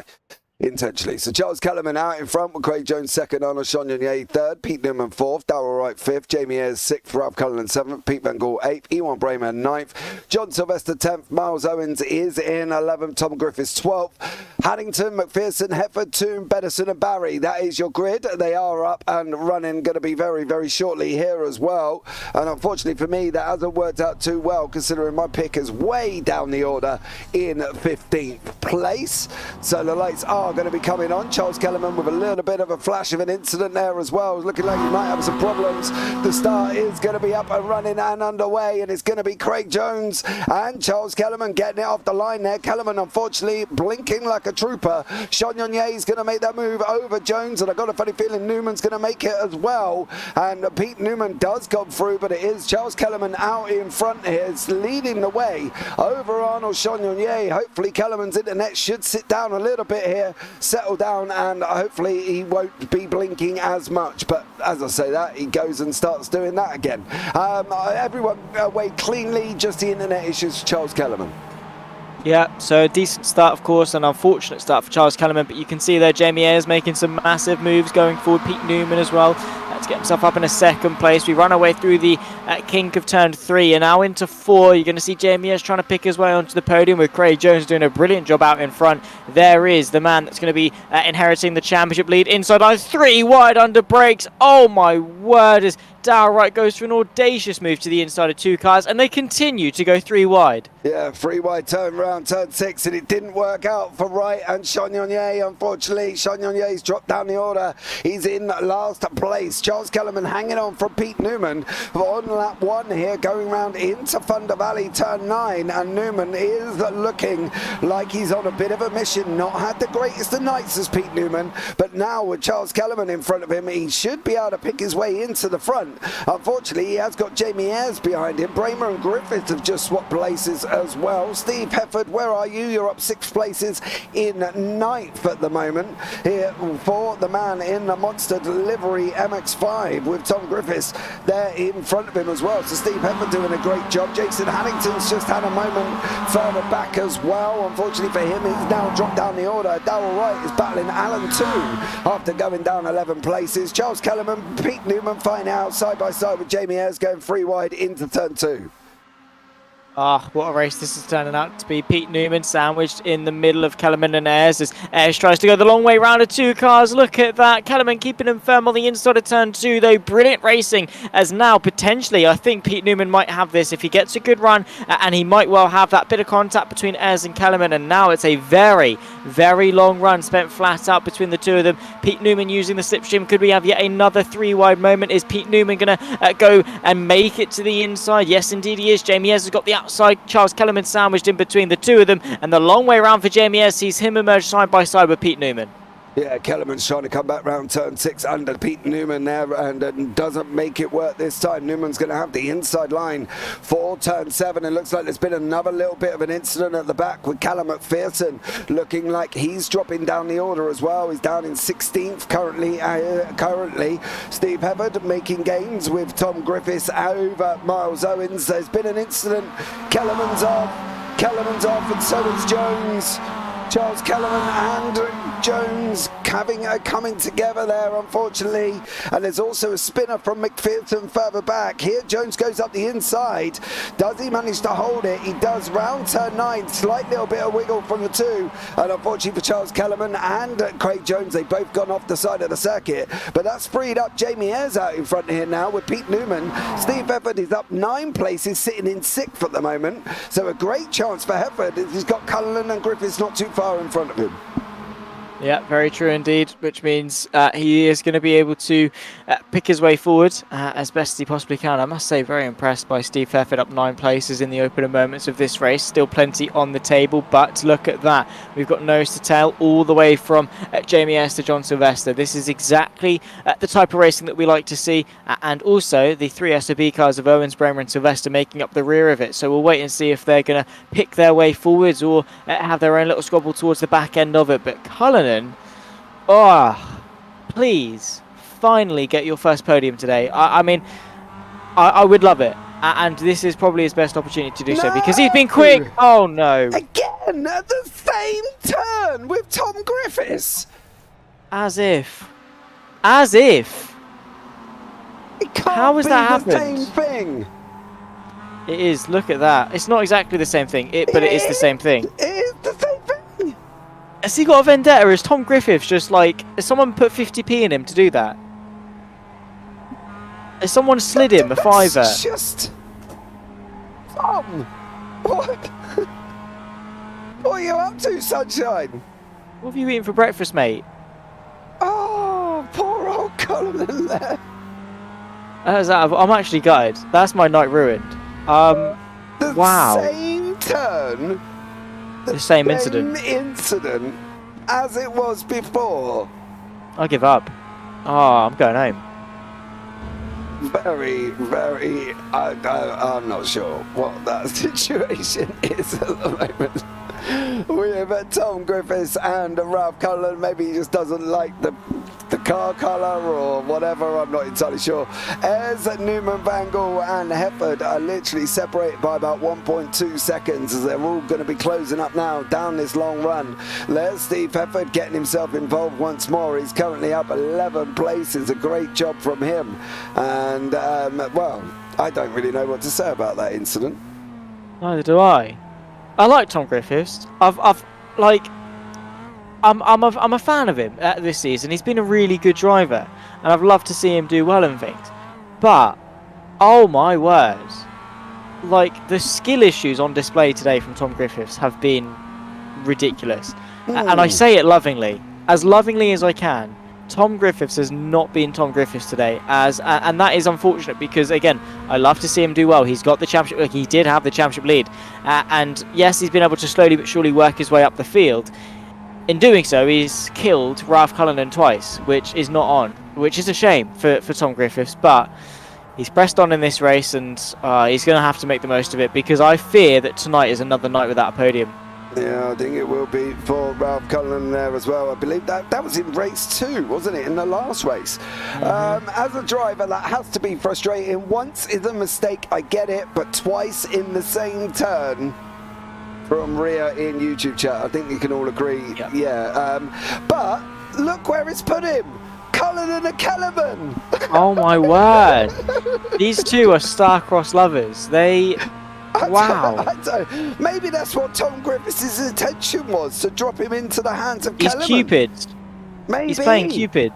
Because Kellerman's had an incident and dropped down to Cullinan. Cullinan's had an incident and dropped back down to Kellerman. So Kellerman and Cullinan are still back on the racetrack together. What is Spitting bars like Slim Shady when you try and say their names. Blimey. Well, there we go. And now we can see Kellerman is having a go at Mick Barry here. It's not always, he's probably the most stoutly defence of Barry. Oh, don't crash into each other, please. Oh no, Cullinan and Kellerman still fighting out round turn 6 here. And now this is it, coming off round 7. We've got Kellerman and Cullinan. Looks like Van Gaal's off. Pete Van Gaal is off the side of the circuit. Was it all on his own, though? That's going to be the question for Pete Van Gaal. Or was there help? No, it was all on his own. Oh my god. Straight into the wall. There goes his pick there for you, young sir. Unfortunately, my pick still did alright. He's in 3rd at the moment. Oh yeah, must be nice. Well, yeah, absolutely. Well done. Don't blame me for your Dutch. No, it's not your fault. No. It's not your fault. It's PVG's. Oh my god. Nah, never again. Never again am I going to stand to the Dutch national anthem. Oh, do you ever stand in the first place? Give over, you Charlie. Well, I do, because I'm a Max Verstappen fan, so I'm there proper, like, chanting away. Barry's off the side of the circuit, round turn 1. Darrell Wright's coming as well. Kellerman gets in front of Barry and Wright, and Cullinan's trying to go up the inside. Here the results clothing, Mick Barry and Ralph Cullinan. Barry's off again. Whoa. Is he going to come back in? He is. There's contact. It's got to be with Darrell Wright. Has to be with Darrell Wright for Mick Barry. Oh, Mick Barry here, unfortunately, running off the side of the circuit. He must have come back. Surely he's come back in front of Darrell Wright. It's got to. No, it's Pedersen. It was Pedersen who's made contact with him there as well. Right, Jamie Ayres is fighting out in front with Steve Evans and Pete Newman here in race 3. What a day. Oh my word.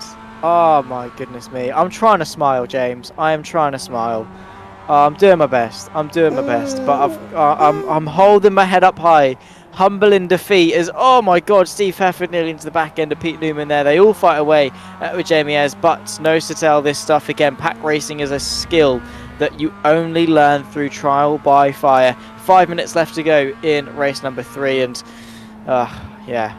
It's race 3, worst race of the season, honestly. Give over. We've seen worse than this. 2 people that haven't seen the back end of each other is Cullinan and Kellerman. They're still close together, crossing over the line, not very far apart. Here once more, but Ayres, Newman and Hefford out in front, and then you got Tom Griffiths joining the party as well.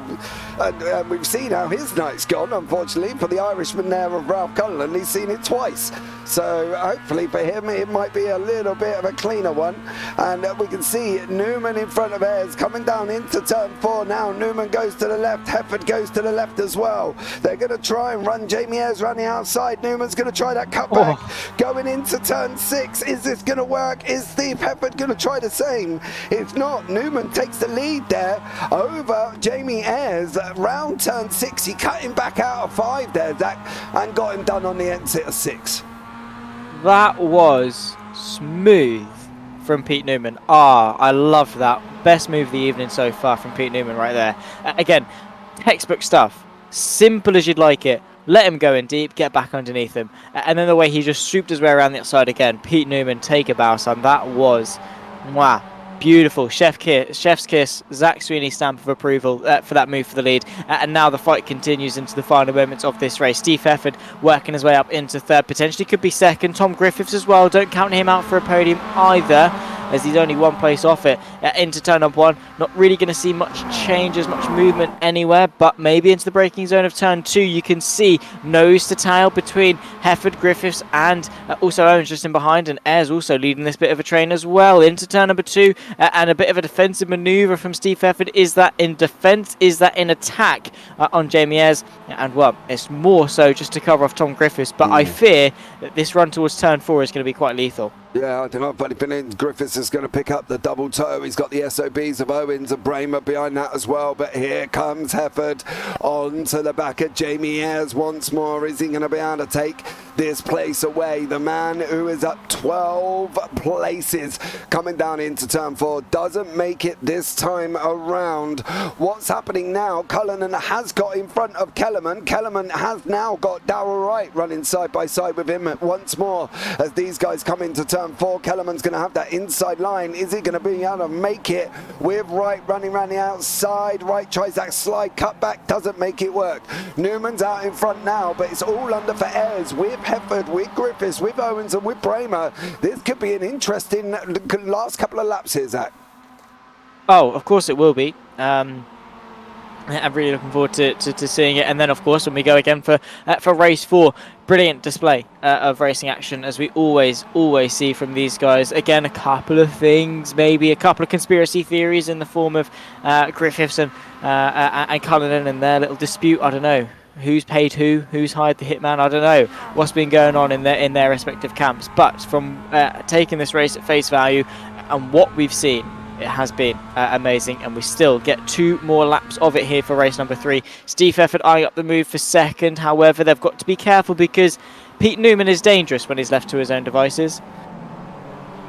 Dangerous, I would normally say he just runs away with it, to be honest. And I think that if these guys don't sort this out, and if one of them don't clear the other, they're never going to be in contact with Newman towards the end of this race. They've only got 1 more lap after this one to try and do that, and unfortunately it's basically nobody's really going anywhere. Hefford covers off Griffiths coming down into turn 4 as well, and Hefford is still tucked up behind Ayres. Into turn 6 we go, turn 5 we go, sorry. Left-hander now down to the right-hander of 6, and Newman is opening up. He's got a second gap at the moment in this fight and is not doing them any favours. These 3 boys need to sort it out, because for this final lap Newman's going to have an easy run in. Too late. I think Pete Newman's won it now, purely because they're not in slipstream, they're not really looking to close it, and then obviously they've got to close the 1 second and then get past as well. Yeah, I'd say Pete Newman has put the nail in the coffin and has won this race. It's a fight for second at this point, and it's between Ayres, it's between Hefford, it's between Griffiths. I don't really think anyone else other than that can really get themselves into the mix. Even Griffiths, I'd say, is a bit of a stretch in between Ayres and Hefford. But onto the final lap of this race, and well, here we go. Race number 3, Pete Newman looking strong. Yeah, Newman is looking strong. Hefford in 3rd place at the moment. Ayres runs out on the grass. That's going to slow him down a little bit. Hefford's got the opportunity. If he wants to make that move into 2, he can. He's not going to. He's got to get turn 2 right and get out of that exit of 4. He has got it right. Ayres has got it a little bit wrong. Now we're in for a 4-car run. This is going to be a 3-wide situation. Hefford covers over the side of the circuit that Tom Griffiths was thinking about there. And Griffiths thought about going to the right. Hefford covered it off. Is he going to go once more? Is Hefford going to go to the right-hand side? He's not. Griffiths is. Griffiths is going to try. No, Steve, keep it on track. Ayres and Griffiths side by side. Hefford's coming back in again. Where he ran a little bit wide. He's going to be side by side with Tom Griffiths. Griffiths does make it through. Hefford down into 4th there, but that was all because Steve Hefford did not make that move over Jamie Ayres, and he allowed Griffiths to come up the inside. Yeah, it was a very opportunistic move there from Tom Griffiths, but the race isn't over. We've still got a couple of corners left to go and maybe therefore a couple of opportunities, but a brilliant move from Griffiths. It might have stopped him from going from second. However, he's not going to stop trying. 2 more corners left, the carousel, and then turn 13, but Pete Newman dominant in his stride. Yeah, Newman's going to come across the line and take that victory once more here. Newman is going to win this race. He does. Who gets to second place? It's Ayres, it's Griffiths, it's Hefford.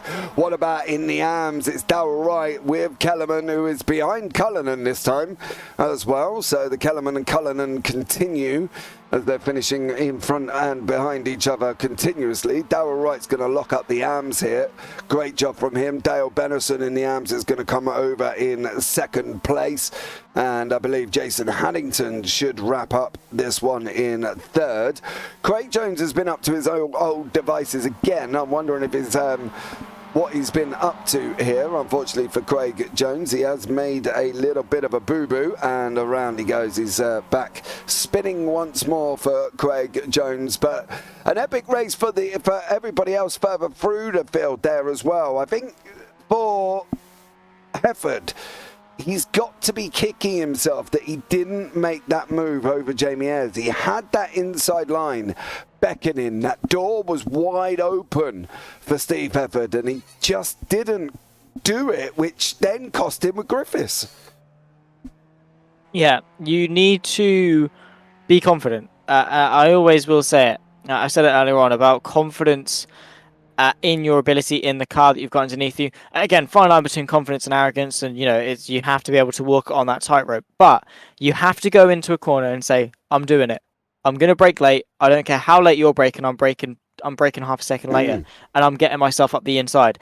And then you're going to be aggressive. The moment you say, I'm happy with third. I'm looking good, and if I go for it and then I brake and then we crash, you're asking for trouble. And Tom Griffiths was able to capitalize on that vulnerability. Yeah.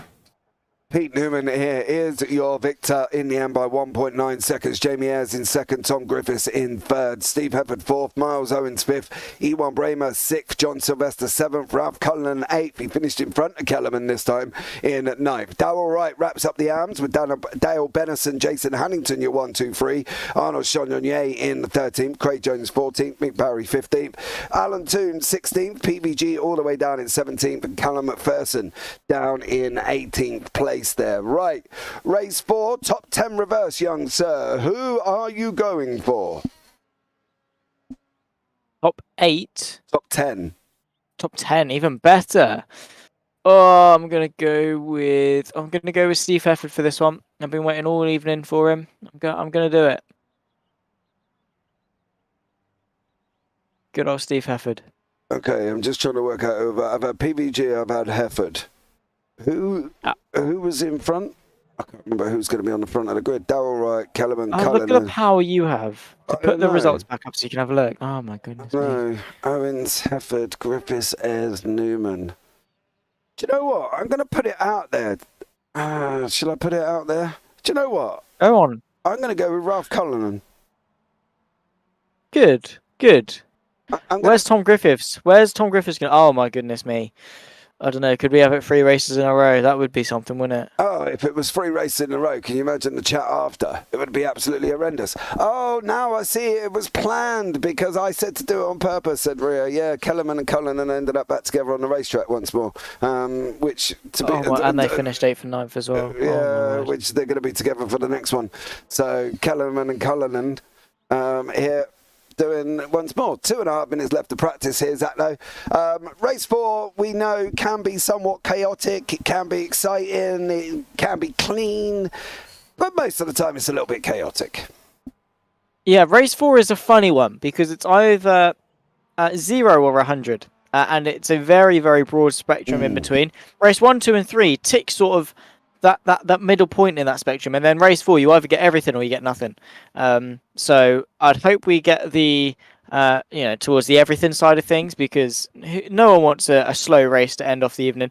We've been building up, the tension's been rising, especially between Tom Griffiths and Ralph Cullinan, and now we're going to wait for that climax, and that's what we went race 4 to be. We want the fireworks and the amazing racing, and a final 15-minute hurrah before we head our way into the final round of season 2 of 2023. Of course, when we go to Spa in a week's time. Already, we're at the back end of this season, and it's essentially been 3 months since we started, which is disgusting, but we want to be able to be hyped to go into the final round and not, race 4 at Mid-Ohio was all right. Well, I'm sure it will be amazing. And I'm sure Ralph Cullinan is going to take his first victory. Don't, Charles. Don't. How can you both have incidents and end up back together on the track again? You two... I'm not buying it. No, I'm not buying it. You two are like Bungee brothers. You just keep pulling near each other once more. Kellerman and Cullinan, I don't know. Who come up with them names as well? Blimey. I know. Talk about confusing the commentators when we're trying to talk quickly. Selfish. I know. Carrying a child for 9 months, and then you name it that. I mean, could have gone Charles Smith and Ralph Drinkwater or something. You know what I mean? Charles Smith and Ralph. He's Irish. Yeah. He's nowhere near water. Oh, I don't know. Could have called him Ralph Belfast then, if they really want to be pedantic about it. Belfast. Oh, I don't know. Northern Ireland. Ralph Derry. I don't know. My geography's rubbish when I go across the water. So, Ralph O'Doyle or something. I don't know. Or O'Donnelly. Is it that Donnelly? Donnelly Irish? Maybe. I think we could have had Charles Smith, though. Charles Smith and Ralph Donnelly. That would have been better. Smith, please. I'm sorry, Charles. I couldn't think of anything else. You know what I mean? Who knows? Right. Anyway, now I've finished upsetting half the field.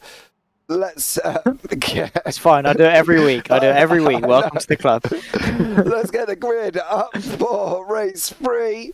And here we go. We got Darrell Wright out in front with Charles Kellerman in second, Ralph Cullinan in third, John Sylvester fourth, Ewan Bramer fifth, Miles Owen sixth, Steve Evans seventh, Tom Griffiths eighth, Jamie Ayres ninth, Pete Newman 10th, Dale Benison in 11th with Jason Addington, Shonye Jones, Barry Toon, Bangle and McPherson at the back. And I've gone and done that really quickly because they were all strewn onto the grid at one point, and now they've all kind of stopped. So there we go.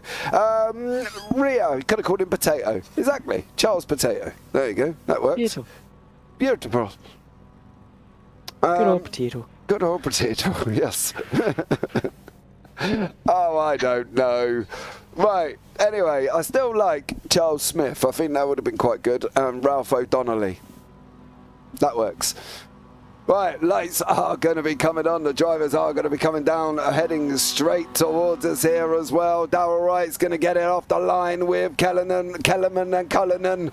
And the SOBs are Sylvester, Bramer and Owens. They're all run that run down into turn 1 now. Is Kellerman going to be able to get past Wright? He's not. Is Cullinan be able to get past both of them? He is not either. What about the SOBs of Sylvester? The only one who is on the move is Steve Hefford with Jamie Ayres and Tom Griffiths and Pete Newman all behind him as well. And here with the SOB, the Momo, the Pure Sims, this could be an interesting one at these groups. No! Griffiths! Griffiths has gone round! Griffiths has gone round for the first time here this evening. And for Ralph Cullinan, hopefully he'll be able to breathe a fresh air there as well. So there's a little more of a gap for Ralph Cullinan. He's safe. Steve Evans now as well. Trying to make moves over Miles Owens. Hefford goes in very, very deep there. Kellerman and Cullinan still battling. No! Not again! In the same turn. Oh, he survived. The Irishman survived that one. That was a nice little gentle love tap from John Sylvester. But now Wright is leading the way. Darrell Wright, the overall Rams, out in front here. Zach, and doing a stellar job. Yeah, Darrell Wright really running a good job out in front. I do love the commentary booth. It's always entertaining, especially when we get to race 4. Side by side as well in the background, Ewan Bramer versus Steve Hefford. You can see the white and black of the SOB car. That's, of course, Bramer. Hefford trying to chuck the move to the inside. However, the advantage could swing the way of Ewan Bramer into the next right-hander as we run away into the carousel. And Ralph Cullinan and Darrell Wright blows. Darrell Wright has gone wide. Cullinan's up to second, and that was a little bit scruffy. Yeah, I don't know if Wright did that on his own, you know. I've got to be honest. I don't think Kellerman or Cullinan actually touched him, unless it was Kellerman who may have done it. No, he does it on his own. By himself. Oh, doing a bit of lawn mowing. Oh no, oh no, oh no, oh no. Ooh. That was well sort of seen from Cullinan there, as back up the inside comes Ewan Bramer and Steve Hefford, of course, fighting against each other. Oh, John Sylvester going for a bit of lawn mowing as well, nearly into the side of his teammate. Oh, wow. What a start. Yeah, so now we've got Kellerman and Cullinan. The front two. How is this working out here this evening? Steve Hefford, Ewan Bramer, Jamie S. You know, this might actually work out for the two up front, right? The Irishman and the Englishman. The Irishman's now in front. Go on, Ralph. Have it. And Steve Hefford, Ewan Bramer, Jamie S. Oh, Ez has gone round. Ez is off the side of the circuit. He's gone down the order. Can he get back on track before Tom Griffiths? He can. Is he going to be able to hang on, though? That's going to be the question. There is Griffiths. There is Ez. Two championship protagonists. Miles Owens has allowed Jamie Ez to go back through, but he's also lost a place to Griffiths. And Cullinan's leading the way. He's 3 taps out in front, Zach. Come on, Ralph. He is. Honestly, come on, Ralph. Oh, to be fair enough. Yeah, absolutely. Yeah. Oh! Callum's dropped it. How has he done that? Over the curb. I'm assuming just dropping it on the rear. Wow, that was an interesting. It almost as if just there was a banana peel or something. Someone's blue shelled him. I don't even know. What did he do? Oh, he's on the curb. Ouch. He's on the curb coming out of turn 12 there. Unfortunately for Charles Kellerman, he's no longer going to be next to Ralph Cullinan. And unfortunately for Cullinan, he's now got the Steve Hefford. The Steve Hefford. I don't know why I put the in front of it, but Steve Hefford right behind him now as well. The Steve Hefford. King Steve Hefford here at Mid-Ohio. He's done a stellar job all night. Lord Hefford. There we go. And now he's actually going to be race leader Hefford inside line. He's going to steal it away from Ralph Cullinan into turn 4, but the Irishman's going to try and hang it the long way round on the outside. Cullinan gives him the squeeze. It's the inside for Cullinan. He's been on the receiving end of this, and he's going to give it. He's giving what he has taken from in the past. Oh my word, Cullinan. You could tell that was pure bloodlust rage going for that move. That was just pure Ralph Cullinan having a go at Steve Hefford there after him getting done by Tom Griffiths 2 races in a row in the same corner. And would anybody blame Ralph Cullinan? I don't know. I probably wouldn't, to be fair, because I would be a little bit upset about what's going on. Didn't see it. Yeah, I didn't see it. Yeah, nothing here at all. It's not on YouTube permanently there for Ralph Cullinan. But Cullinan's got to keep going over Steve Hefford. It is mine and Zach's pick. The front two here as well. The Irishman's going round. He's trying to go the inside of turn 1. I've got a funny feeling Hefford's going to end up in the grass here. The way Ralph's driving, Hefford could end up off the side of the circuit. Yeah, well, look at the background as well. The Sylvester and Bramer go 2 wide. Pete Newman sitting idle, waiting for his opportunity as well. Could Cullinan be under a little bit of pressure? I know Bramer definitely is. Sylvester goes very wide, and wow, the 2 SCP cars really not doing themselves any favours at all. They've just allowed Pete Newman to get a free move on Sylvester. Yeah. Unfortunately for Cullinan, he's dropped back a little bit. He's pulling in time now, but he's going to be under attack from the Dutchman of Ewan Bramer. Can Ralph Cullinan get a podium this season? I believe this will be his first one, won't it, Zach? If I'm not wrong on that one. Yep. Yeah. It is going to be, indeed. Actually, let me double check. I'm sure it is. Yeah. Yeah, it is. Yep. It will be his first one. Can he take the victory as well? Can he do it over the mighty Steve Hefford, who's been quick all evening? The Irishman bunched in there as well. He's got the Dutchman behind him. He's got an Englishman of Newman, an Englishman of Sylvester, and another Dutchman. It is an Irish solo team here for Ralph Cullinan with Arnold Chagnon leading the AMS. I promise you there are more drivers, but we're just excited that Ralph's in second. You are. No, to be fair, I am as well. Come on. Yes. He's deserved it. He's been on the grass at turn 5 twice by the same driver. It's true. He's been in the wars, and if you hear that, it's the world's most violent. No, I'm joking. I'm being harsh. I'm being horrible for no reason. Back it up, Zach Sweeney. Ralph Cullinan, he's doing a great job. Honestly, no, I've rooted for him in many occasions so far this season. I think back to Sebring. I think if I could have voted for him for all 4 races, I probably would have. But I couldn't. And I respect him as a driver. He's doing a really good job. And there could be a spark, maybe, for him to think about the race lead again. I think, actually, Hefford has put him on the back foot more than anything because Cullinan saw the opportunity, went for it, and now has compromised himself. And oh no! How have you done that? Bramer on a straight with Pete Newman. I'm going to have a field day with this one. Right, bring up the replay, slow-mo, half it down. Let's do this. No, I'm not doing that, unfortunately. I will have a look back, but I'm not going to put Ewan Bramer on the spot. Ah, Cullinan's off! Cullinan's off the side of the circuit! Ralph! Oh my God. You've done it on your own! Ralph breaks the internet. Oh, wow. Wreck it, Ralph! Oh, Ralph! What did you do? Ralph O'Donnelly has done it on his own, coming out of the turn 5 that he's seen so much of throughout the last couple of races. The car just goes like... The car's like, hang on, it's turn 5 and I've not spun. So it just does it itself. Oh, Ralph Cullinan. Gutted for Ralph. Well, there we go. That's oh well, on to the next one. On to the next one. Hefford out in front with Sylvester and PVG. Darrell Wright has just gone past the spinning Arnold Chagnon, who spun more times than a ballerina in Swan Lake there. Unfortunately for him, who nearly ended up collecting Craig Jones. Cullinan still managing to hold on, though. He's in 7th place at the moment. I'm not really sure what Craig Jones saw of this, but I can guarantee it was really not a lot as Craig Jones does come through. You can see Chagnon up front. There he goes. He pirouettes round. Was that at the hands of Darrell Wright? And here comes... Oh my goodness me. That was close. But back up front, Steve Everett, John Sylvester and PVG fighting away.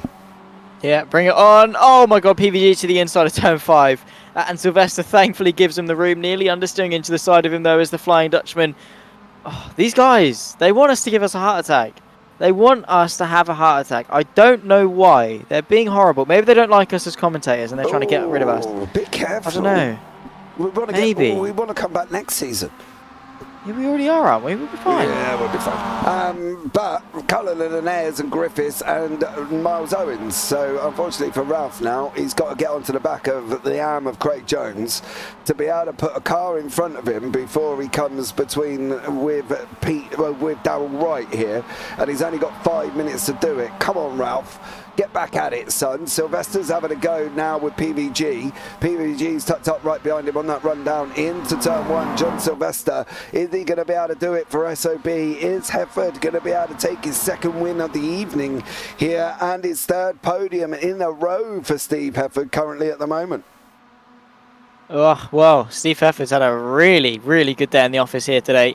Great moves, and yeah, he's been flying out in front, but he's still got to keep hold of it through trial and error and you know, trial by fire more so from Sylvester and Van Gaal and Newman, 3 top caliber drivers in this championship, and I'm sure they're going to throw everything and the kitchen sink all at Hefford. Hopefully not into turn number 5 because we've seen that does not work. Into turn number 4, however, and you can see darting for a move on Hefford is Sylvester, darting on a move on Sylvester is PVG, trying to go the long way round, and it's failed because PVG now has the inside turn to the outside through turn 5, but the sweeping nature of it allows the Momo driver to maybe have a bit of a look. And now into 6, it's a downhill braking zone, trying to carry the speed through is PVG, but fortunately for John Sylvester, he's able to stay ahead. And now Pete Newman is into the mix. It just goes to show the swings and roundabouts. PVG one moment on top of the world, and then the next, he's forced to look in his mirrors because the Pure Sims driver is on a mission. Oh, PVG doesn't hold it just about, I should say.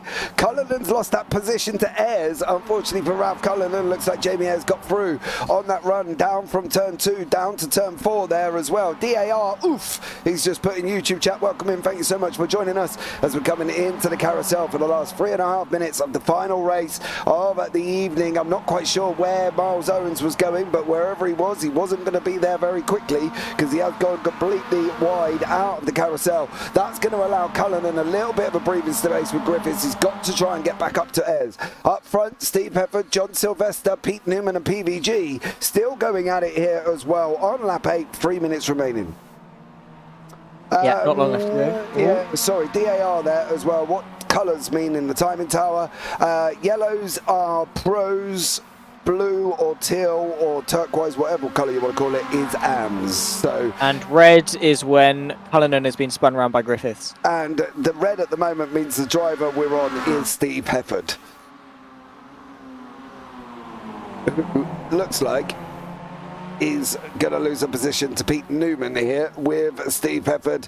PVG has gone past John Sylvester as well, so Sylvester's gone down too. PVG up 14. He's not going to allow Sylvester to come back through. Surely Sylvester's going to have the inside here once more. Sylvester and PVG still battling it out. PVG is round. No, he's gone. PVG's pirouetted off the side of the circuit there as well. There goes Darrell Wright.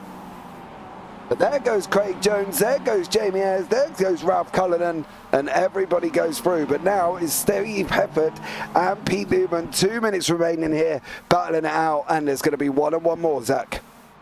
Yeah, 2 to go, and Hefford and Newman, well, yeah, couldn't really ask for much better of a matchup, in all honesty. In the slipstream, the Pure Sims driver in the white, black and blue through turn number 1, trying to get a good run as possible, trying to get the power coming out, maybe for a move into turn 2, but it's all about setting up the run. Defensive goes Steve Hefford, not taking any chances, and you can see a bit of overlap as Pete Newman pulls alongside. Outside line as he heads onto brakes. You can brake really deep, knowing that you've got the track on the outside. He's got the foot in there, maybe not quite, as he gets the up and under, slicing the front nose off there as Steve Hefford as he immediately is on the defensive. Yeah, and I was going to call him Stefan now, I'm not quite sure why. Steve Hefford there literally taking the nose off Pete Newman, and unfortunately coming out the exit of 2. Hefford just went straight across him, said you're not going to have it. Hefford's going to run that inside line now. Here's Newman, there's a slight little bit of contact. Hefford manages to hang on. Newman's got to hang on. He's got John Sylvester right behind him at the moment. Jamie Ayres, Craig Jones and Ralph Cullinan. Cullinan's just gone past Jones there and is now trying to get onto the back of Jamie Ayres. Hefford and Newman, though, still fighting out in front as we're going to be on the final lap this time around, Zach. Yep. It's been, well, a crazy race. Bit of a twitch from Steve Hefford. Could see Pete Newman to potentially have a bit of a look as we run away into the quick flick to the left before the right hand of the carousel. Pete Newman not quite got the overlap, so Steve Hefford is going to send his way in deep. Maybe copy what Jamie Ayres was doing over the course of race 1 in order to get the best line possible coming out. He runs his way through the final corner of turn 13 and now puts his foot down. Barney the flagman waving at the white flag, the strongest left arm in sim racing. One more time around Mid-Ohio. Is he left or right-handed? I thought it was right. I thought it was right-handed, Barney. Never mind. Final lap of the race with Steve Hefford, Pete Newman, and John Sylvester. Yeah, I'm sure he's right, isn't he? He's right. He is right-handed. Yeah. Sorry. Oh, they're going to go 3 wide. Newman's trying to go up the inside of Hefford here, round turn 2. Hefford chops him off again. This is going to be the rundown into 4 for the final time here for Pete Newman. He's just got to follow Hefford across track. He's got to pick up the draft. He's 2 tenths back, dropped into 1 tenth. Round the kink of 3 we go. This is it for Newman. This is going to be his opportunity. He's got to find a way. He goes on to the outside, onto the right hand side. He tries to run him around the outside of turn 4. He's going to have the inside for 5, and Hefford should have the inside for 6, but Newman makes it.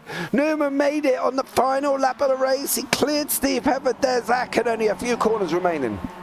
Yeah, Pete Newman making a very clutch move there. Steve Hefford's got his work cut out for him as they rise up and back down the roller coaster of undulation here at Mid-Ohio. Pete Newman has been fighting all race for this position. Hefford has led pretty much from start to finish and soaring away at the steering wheel. Nose to tail, the top 3 as Sylvester makes up the rear of this train.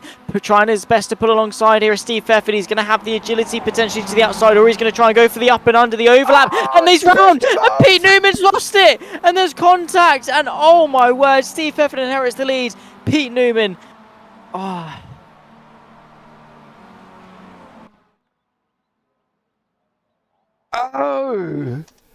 OMG. Steve Hefford come over the line. He took the win. Darrell Wright in the arms. And the final lap of the final race And this is what happens. He gets underneath. Clean. Twitch. Small twitch. And then around he went. Pete Newman probably didn't even have a moment to react to that. It just happened. He was just driving and then in the wall. Oh, man, I'd already written Newman down on my piece of paper. Oh, had you? You might need to get your Tipex out then. No, just cross it out, right underneath, it'll be all right. Easy. There we go. How did you get on in race 3 anyway? Oh, you won. Rude. Yeah. Good job. Didn't win the evening though. Didn't win the evening. No, it's gonna put you further back, I'm afraid, in the point standards. Oh yeah, I'm aware. Okay, cool. Right. Here is the results from race 4. Steve Evan out in front, John Sylvester in second, Darrell Wright third, Jamie Ayres is in fourth. Darrell Wright, third overall, takes the AM win as well. Congratulations, Darrell Wright. Ralph Cullinan battled his way back to fifth, so that's not too bad. Miles Owens in sixth, Tom Griffiths in seventh. Craig Jones and Arnold Chagnon in eighth and ninth respectively, and they round out the AM grid. Charles Kellerman in 10th, Pete Van Gore in 11th. Mick Barry, Dale Bennison, Ewan Bramer, Jason Haddington, Pete Newman, final lap of the race, Alan Toon and Callum McPherson, unfortunately going all the way down into 18th place. Nice clean move. Oh, that was a punt, wasn't it? Seemed like a hit.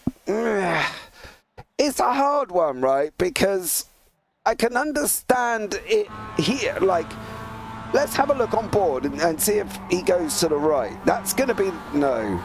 He doesn't. He's turning literally as far left as he can there to try and avoid that one.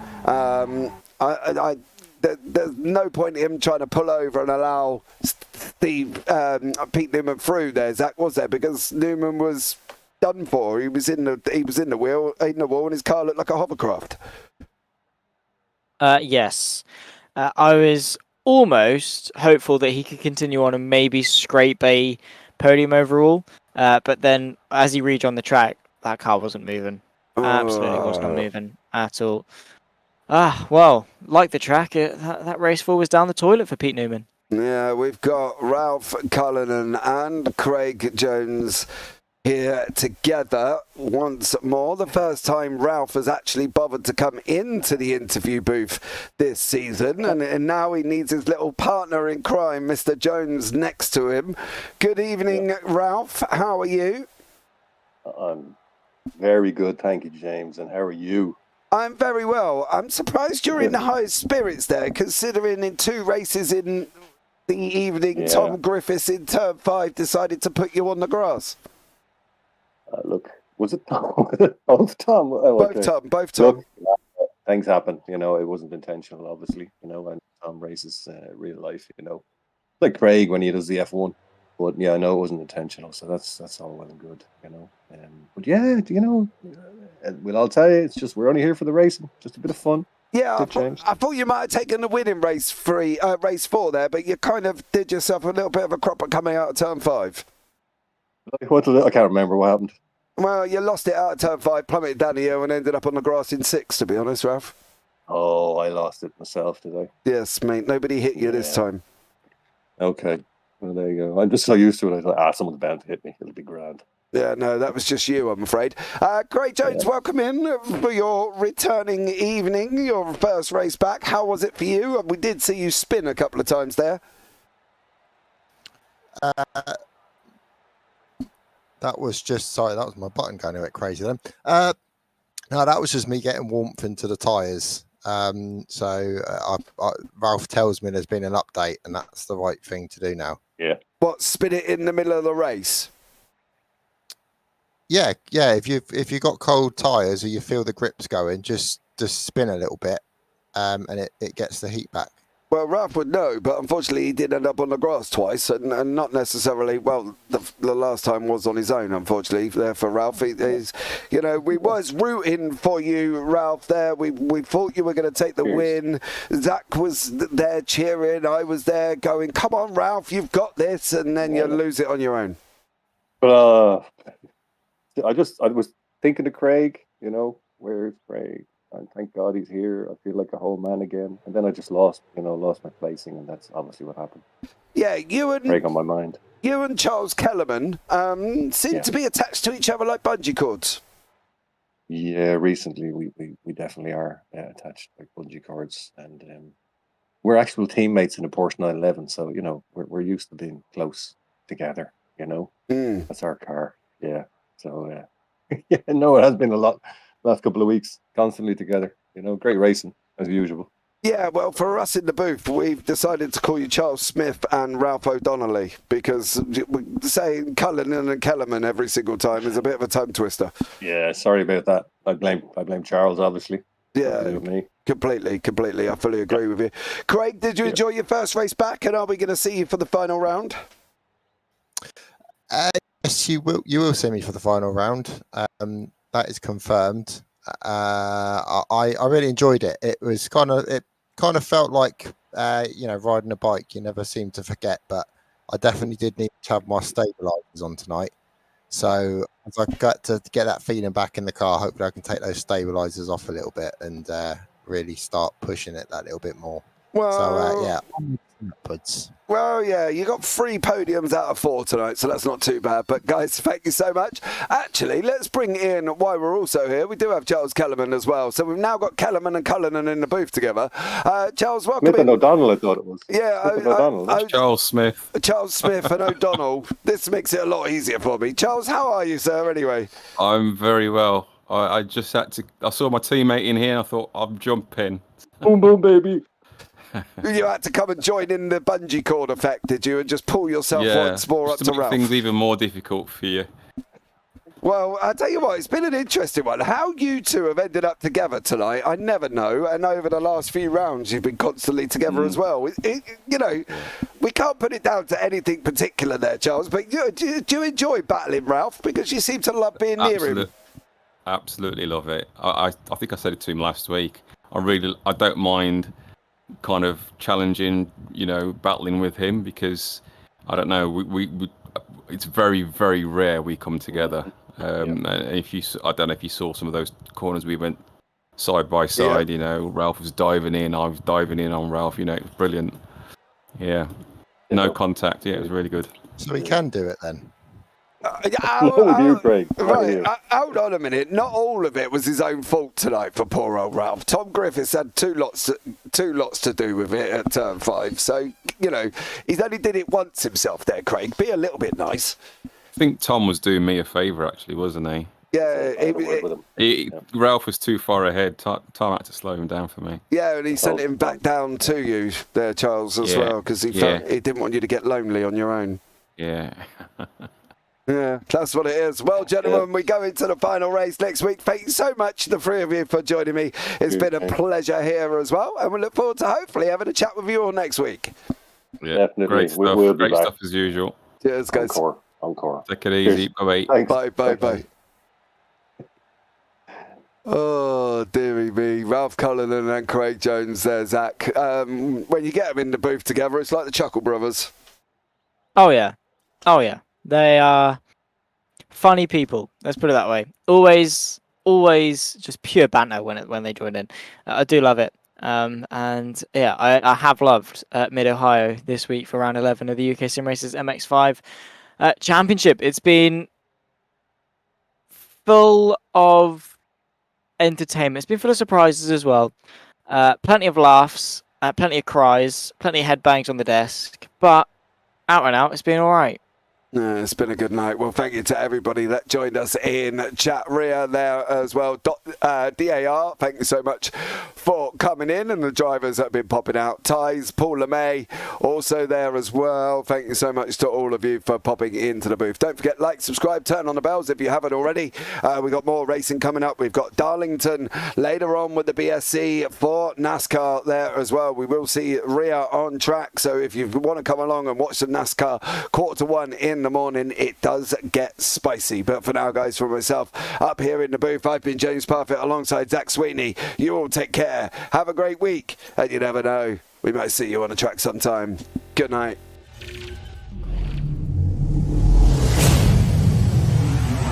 Yeah.